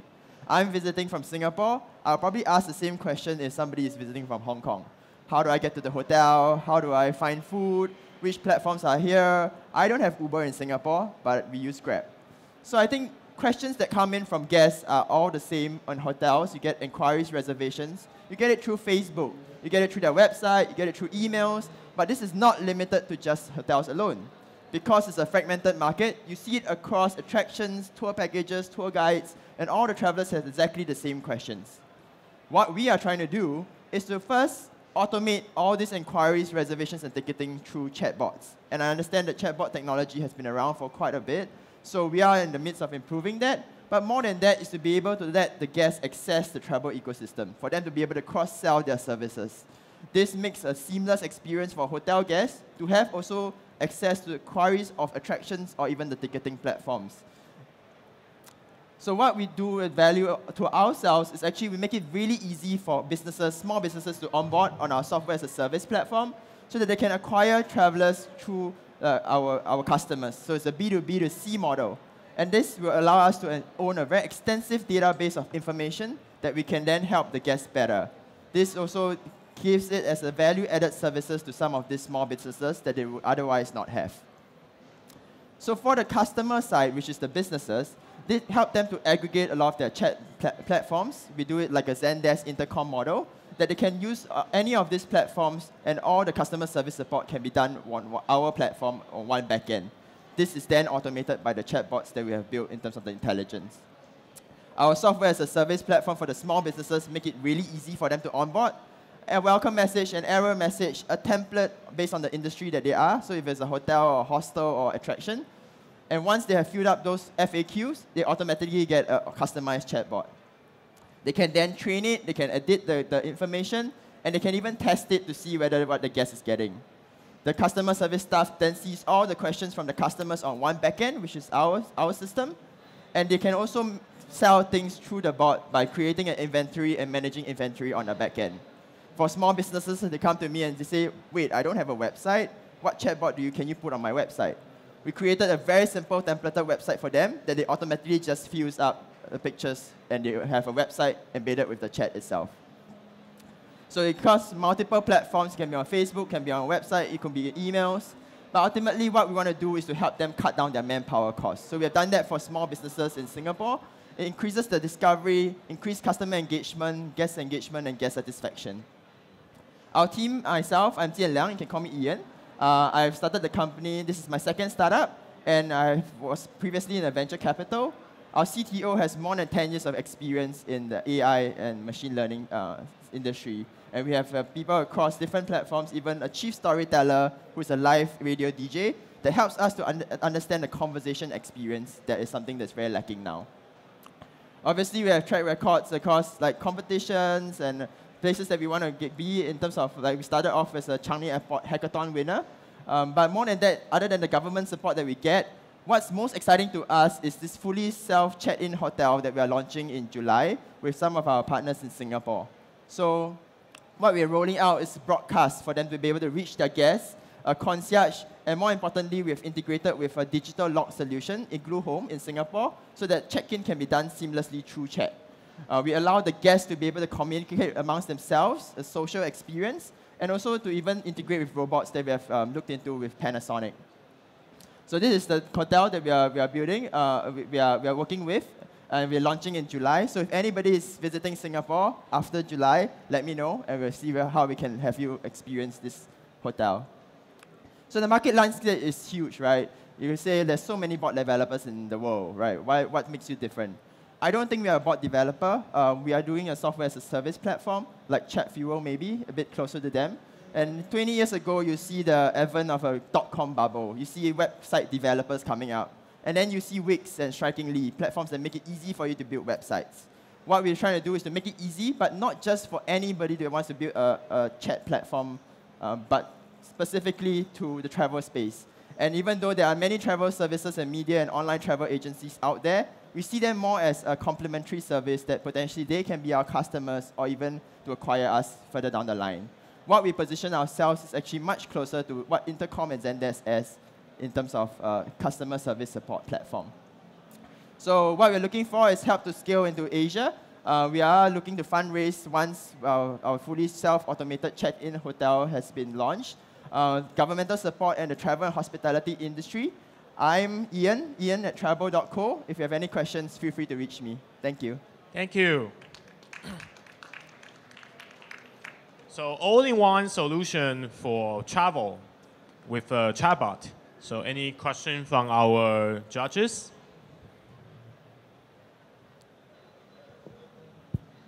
How many people do you have in the R&D side?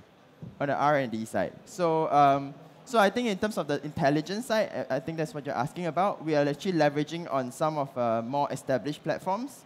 So we understand that NLP in like Microsoft and Google are actually really established already. What we're trying to do is to adapt and train it in such a way that it's very useful to the travel space.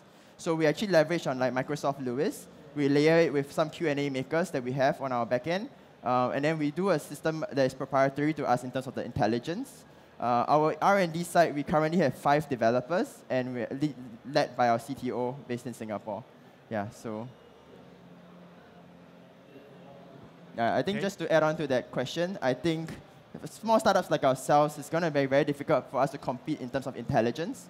So R&D side has always been one that we are trying to leverage on partners that we work with. Any more questions? Arthur, do you have one? Yes. Yeah. Just a quick question. Is the service just delivered in English? Or can you do in Chinese or Mandarin? So that's a good question. What's the performance for your NLPs in Chinese? Yeah, that's a good question about whether the service is only in English.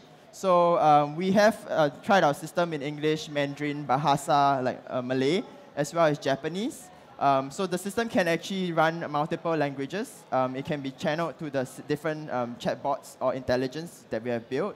But it's that currently the most established is still English. And we realize that most of the travelers are English-speaking that are traveling across the world.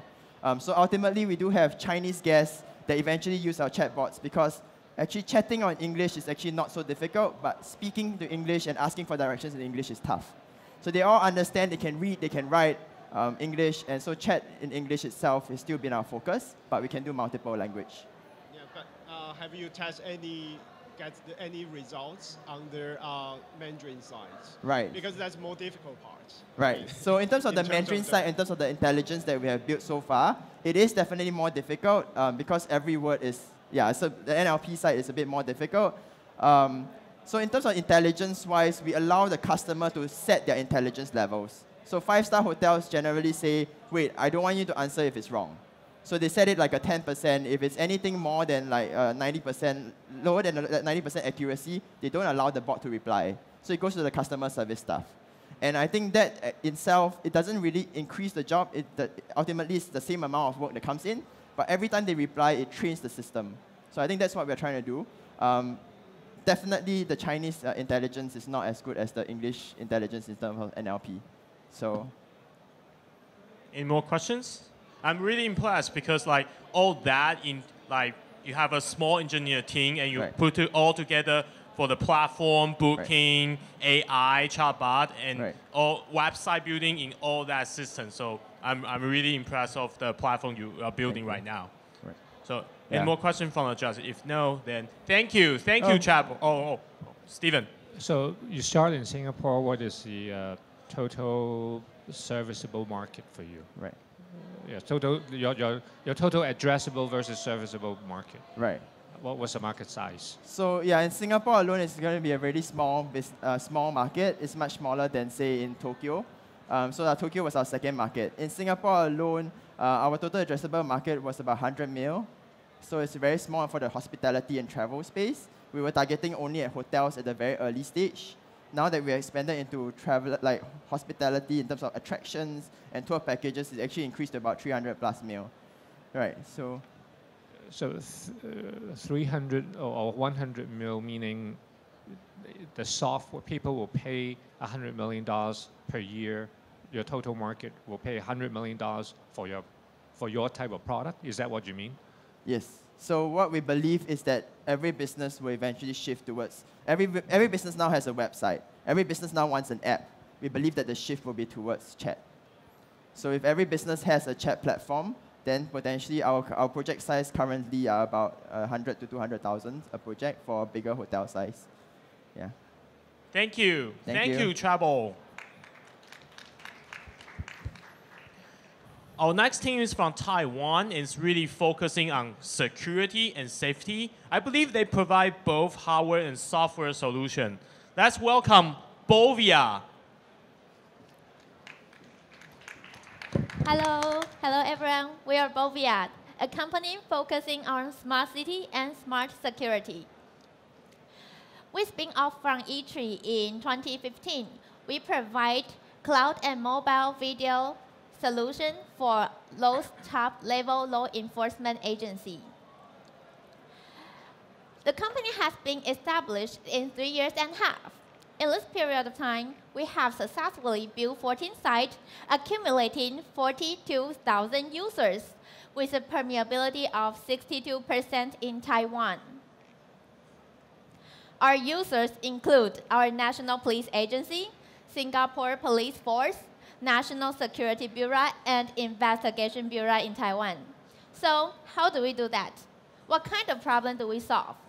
Nowadays, we found lots of street events happening almost every day around the world. And in this kind of crowded situation, how the police deal with this kind of problem when they are facing difficulty in complex law enforcement and the threat of terrorism. They would like to solve this kind of problem smartly at once. They would like to deploy some mobile surveillance system and help them to react instantly. So here we come up with this solution. We combine edge analytics, computing, and also real-time video system. Our device can transmit the analytics result and real-time video instantly onto our own cloud platform. So the people in the remote command center can understand what's going on the event and decide if they have to take any action. Our users use this device in the scenario of public assembly or police inspection. They will hold a mobile caster to the crowd, see if there is anyone in the crowd is on their own list. So if there anyone is detected, the result and the real-time video will be transmitted simultaneously to the backend, and the remote command center will decide if they have to do anything for that. And we also provide different kinds of deployment selection for our users to meet their different duties. So how do we operate these whole solutions? Our technology strength not only features our edge computing ability or streaming technology, we also have technology strengths in our lens, our night vision design, and our cybersecurity encryption. With this technology advantage, we help our users to speed up their deployment time from 6 hours to 5 minutes. And we shorten the alert time from 7 seconds to less than 1 second. We also pass lots of cybersecurity certification around the world, so the user will not worry about this kind of issue if they choose our solution. And we also successfully help our user to increase the accuracy by 25% compared to cloud analytics system. So how do we sell our solutions? Our users in industry or government can choose to rent or buy our solutions according to their budget or their demand. It's very flexible for them. And you may consider, so this kind of solution can only be used in the field of law enforcement? Not really, because we have successfully deployed our solution in transportation, rescue, industry inspection, and also construction inspection. And according to the research, the market in global mobile surveillance will grow up to $27 billion by 2023. How can we get this great profit? We're going to cooperate with lots of partners around the world to build a direct connection with the local users. And we hope to become the first brand of mobile surveillance in the world. Thank you so much. Thank you. So, any questions from the judges? Okay, I have one. Like, when we talk about edge AI, edge computing, we usually want it to be like instantaneous, like when we're doing the Tesla auto driving, like because when we see something, we have to reflect really fast. But in your usage, like for the building security or anything, even though you see it, you don't need to respond in seconds. You have to call the police. So does it really necessary to provide edge computing in your systems? Yes, because our users, mainly of our users are law enforcement, it's the police. So when the police is doing their duty in the front line, they have to know if that person in the crowd is someone have some criminal record. So they can take some action to prevent something terrible happening. So you have the data on the client side to actually identify the suspect. Yes, the database is on the edge side. Okay, thank you. That's a very good answer. Yeah. Any questions from the cloud provider? Yeah, because they are actually using edge. You guys are cloud. So do you have any comments? I think it's a pretty good solution. I've heard about this solution in the company for quite some time. So you know about them, yeah. Arthur. Just out of curiosity, because I'm not in this field, so just want to learn from you. You mentioned that the total market is about 27 billion for all the surveillance, mobile surveillance. Yes. But what about the market for the law enforcement? What about the market, especially in law enforcement? Yes, the general market. According to our experience in Taiwan, those who use this kind of mobile surveillance system the law enforcement will take the share of almost 50% for in the field of our customer. But about the whole market research, because this kind of market... 50%, how much is it? You mean exactly revenue? Or the price or the... No, I'm not quite sure about that. Okay. So any customers? Customers. You mean? You mean any government or any organization is paying you? Yes. The Taiwanese government? Yes, Taiwanese government. Almost every police or security-related unit buy our solution. Yes. And how do you charge it? We charge if they would like to buy. We charge by license and device, both license and device. So we charge in device and cloud solution. And if they would like to rent the solution, we'll also provide a rental price. Okay. And what's the price? What's the price? Is secret or? You're asking the government contract. Yeah, you're not. Just want to understand. Like rental price. For rental price, the device and the solution, one device for one mobile casting license take 10,000 NTD dollars. So about 300 USD yes, per device. Per month. Per device. Device and solution, both device and the cloud. Andrew. I'm just curious. Are your company working on facial recognition? Excuse me. Do you do research on facial recognition, so that you can actually detect is that person really that person in the videos? Yes, facial recognition. Yeah, yes. but how accurate is that? How? Accurate. Accuracy. Yeah. In the mobile age with 200,000 database on the edge, our accuracy will up to 97% or 98%. Yes. That's mean you really work on the facial recognition. How many point of the facial recognition do you work on? How many point of the facial recognition? Yeah. Could you please? No, because in facial recognition technology, yes? they basically detect several points of your faces you mean to ensure the accuracy of that person. But are you working on that kind of technology? 20 point. 20 point. Yes. Okay. Okay. Okay. Thank you, Bovia. Okay. Thank you. you. So much. Let's give it up for Bovia. Our last team for the morning section is also from Taiwan, and they are actually focusing on AR, VR, MR solutions. Let's welcome Grandan. Okay, you guys need to give it up for the, yeah, let's go. Yeah. Okay, thank you.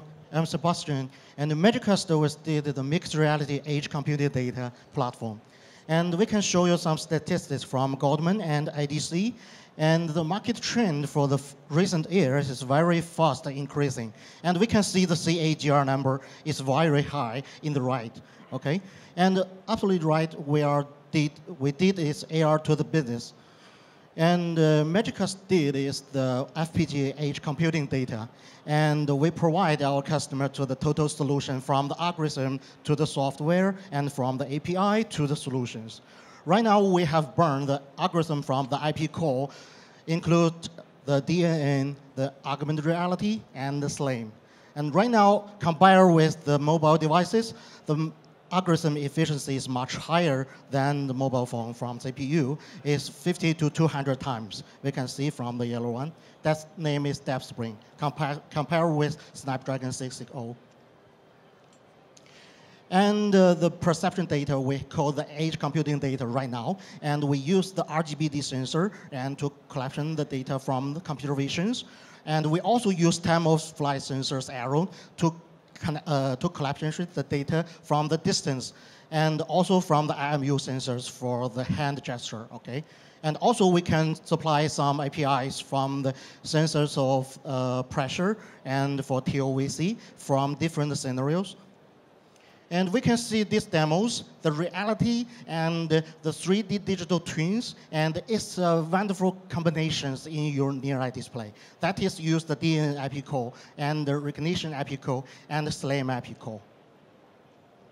And also we provide our customer for the industrial design and mechanical design, from the smart glasses to the smart helmets, depends on the different scenarios.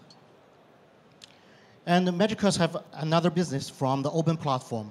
And right now, we can supply our developers to the C# SDK for different versions from Android and Unity and H5.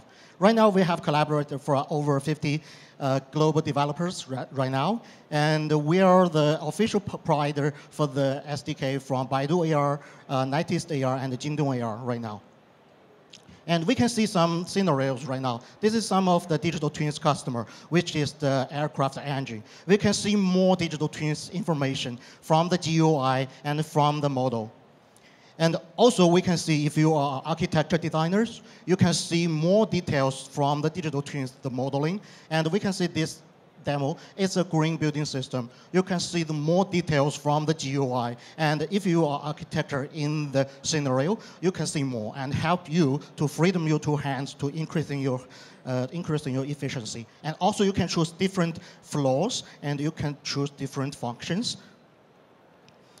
Last year, we did a lot of experience from the digital twins in the marketing and in the tourist side from the API solutions, and also from the big screen solutions. And our business model is to focus on the business customer. That is the digital twins and for the smart city and for the industry 4.0. And we provide the edge computing data and SDK and the smart hardwares. I'm Sebastian Du, have over 15 years working experience, and for FPGA algorithm and EE, I was the vice president for IGO Group, and right now I'm the national expert for the Ministry of Information in China in the AR field. And some of my colleagues from the Liverpool University who have the working experience for the architecture design, for the digital twins, and for the algorithm for augmented realities. Right now, we are building a little ecosystem from our customer and suppliers. And we have a strongly relationship from Texas Instruments, ST, and Xilinx, and also from the Rockchip. And our customer is right now in the overseas Verizon and Orange from France, and from Hikvision from China, and some customer from the culture. There is some developers applications we have launched from our platform. Right now, we have over 95 IPs, especially for the patents of inventions over 18, and for the copyrights for software is over 15. Our financing investor is by Saifu Partner VC in the 2016, and we are honored to be awarded by Plug and Play as a Unicorn Accelerated IoT program. And last year, we got the Mars Startup Championship, Global Championship. And this is we are happy to award by Computex for the ID design. Okay, thank you. Contact me. This is my QR code. Okay. Thank you. So any question from the judges? I saw a lot of partners right there. Yeah, so Evantech, why are you on or why are you not on there? About a digital twin, right? Besides the rendering of the physical object, the physics of the interconnecting components are also very important. Do you do anything besides visual rendering in addition to the 3D modeling? What sort of physics models do you provide? I try to understand. Okay, right now it's much important from the physical side to collection the data from the model. Right now we are doing something from the algorithm, and right now the first step is into the near-eye display, and the second to collect the data and to have the interact from the GUI and depends the data sensors. But right now we have the big problem with the transaction channel. We are doing some solutions from 5G and to collection the data from the digital twins and to have the data into the channel to the cloud. So right now we are doing for them. Well, let me try to clarify my question, all right? The VR, MR, there are two layers of things there, right? One is actually the 3D model, the rendering part. The other actually is the interaction, right? The physics, the laws of physics, about how to, when you do some action, when you have some input to it, you know, how this 3D model will react to that input. Do you have anything in that? Yeah, let me try to translate that. We can control for the digital 3D center, 3D modeling, and by hand gestures right now. We use DNA IP core to training the hand gesture, just like this, the hand, and just like print, just like claw. And we can use different hand gestures, depends on the MVP, the model for the DNA. Right now, we can control them. It's hand gesture recognition. Right, but that's recognizing the input. What I'm asking is, after you recognize the input correctly, how do you respond to it? Do you have any physical models of interaction? That way, it depends on different sensors. We supply different APIs, such as the temperature and air pressures, and depends on the scenarios. But it's just the assisted data. Okay, maybe I can rephrase the question. Like, if I'm in your MR world and your system can detect me throwing a ball, right? And there's gonna be an imaginary ball be thrown. is do you have the physical system to show that ball is actually moving, or your partner, say Unity or Unreal, they provide such physical engine to show the movement of that ball? Say I saw a curveball. No, Will that do that? No, Unity and Unreal is just a tool. So we can see the track and from the physical, and depends on the sensors of data in the real time. So that is just the assisted information right now. Okay, yeah. Is that the question you're asking, the physics? Yeah. Yeah. Any question? I had a quick question. Yeah, you use the FPGA in the smart glasses. Yeah. Have you run into any power consumption or thermal? Sorry. Power consumption or Power thermal consumption. issues in the device? Yeah, right now we have some different model from the smart helmets, smart devices. The power consumption is very low. It's less than 3 watt for total. Any more question? Tony, do you have anyone? Quick question. What's your profit model? You make money out of each project. Is there any recurring revenue from the projects you built before? Yeah. Last year, we are providing from the revenue from the software development. And this year, the half of this year, and we provide the solutions and from the software, APIs, and hardware. And we're consider maybe we're looking forward to provide a license in the future. So you are Apple Store? Oh, no. Yeah, No. you are, we are little, we are very little. We are but you young are team. doing the same business model. The one who actually want to provide their apps is going to go through you, right? That's our vision, but it's hard work. Yeah. Okay. Okay, any more questions? Okay, thank you. Okay, thank you. Thank you. Have a good time. Yeah. So that concludes our morning section. Guys, please come back around 2 p.m. So we have the afternoon session for another 16 teams. Thank you. Let's give it up again for our judges.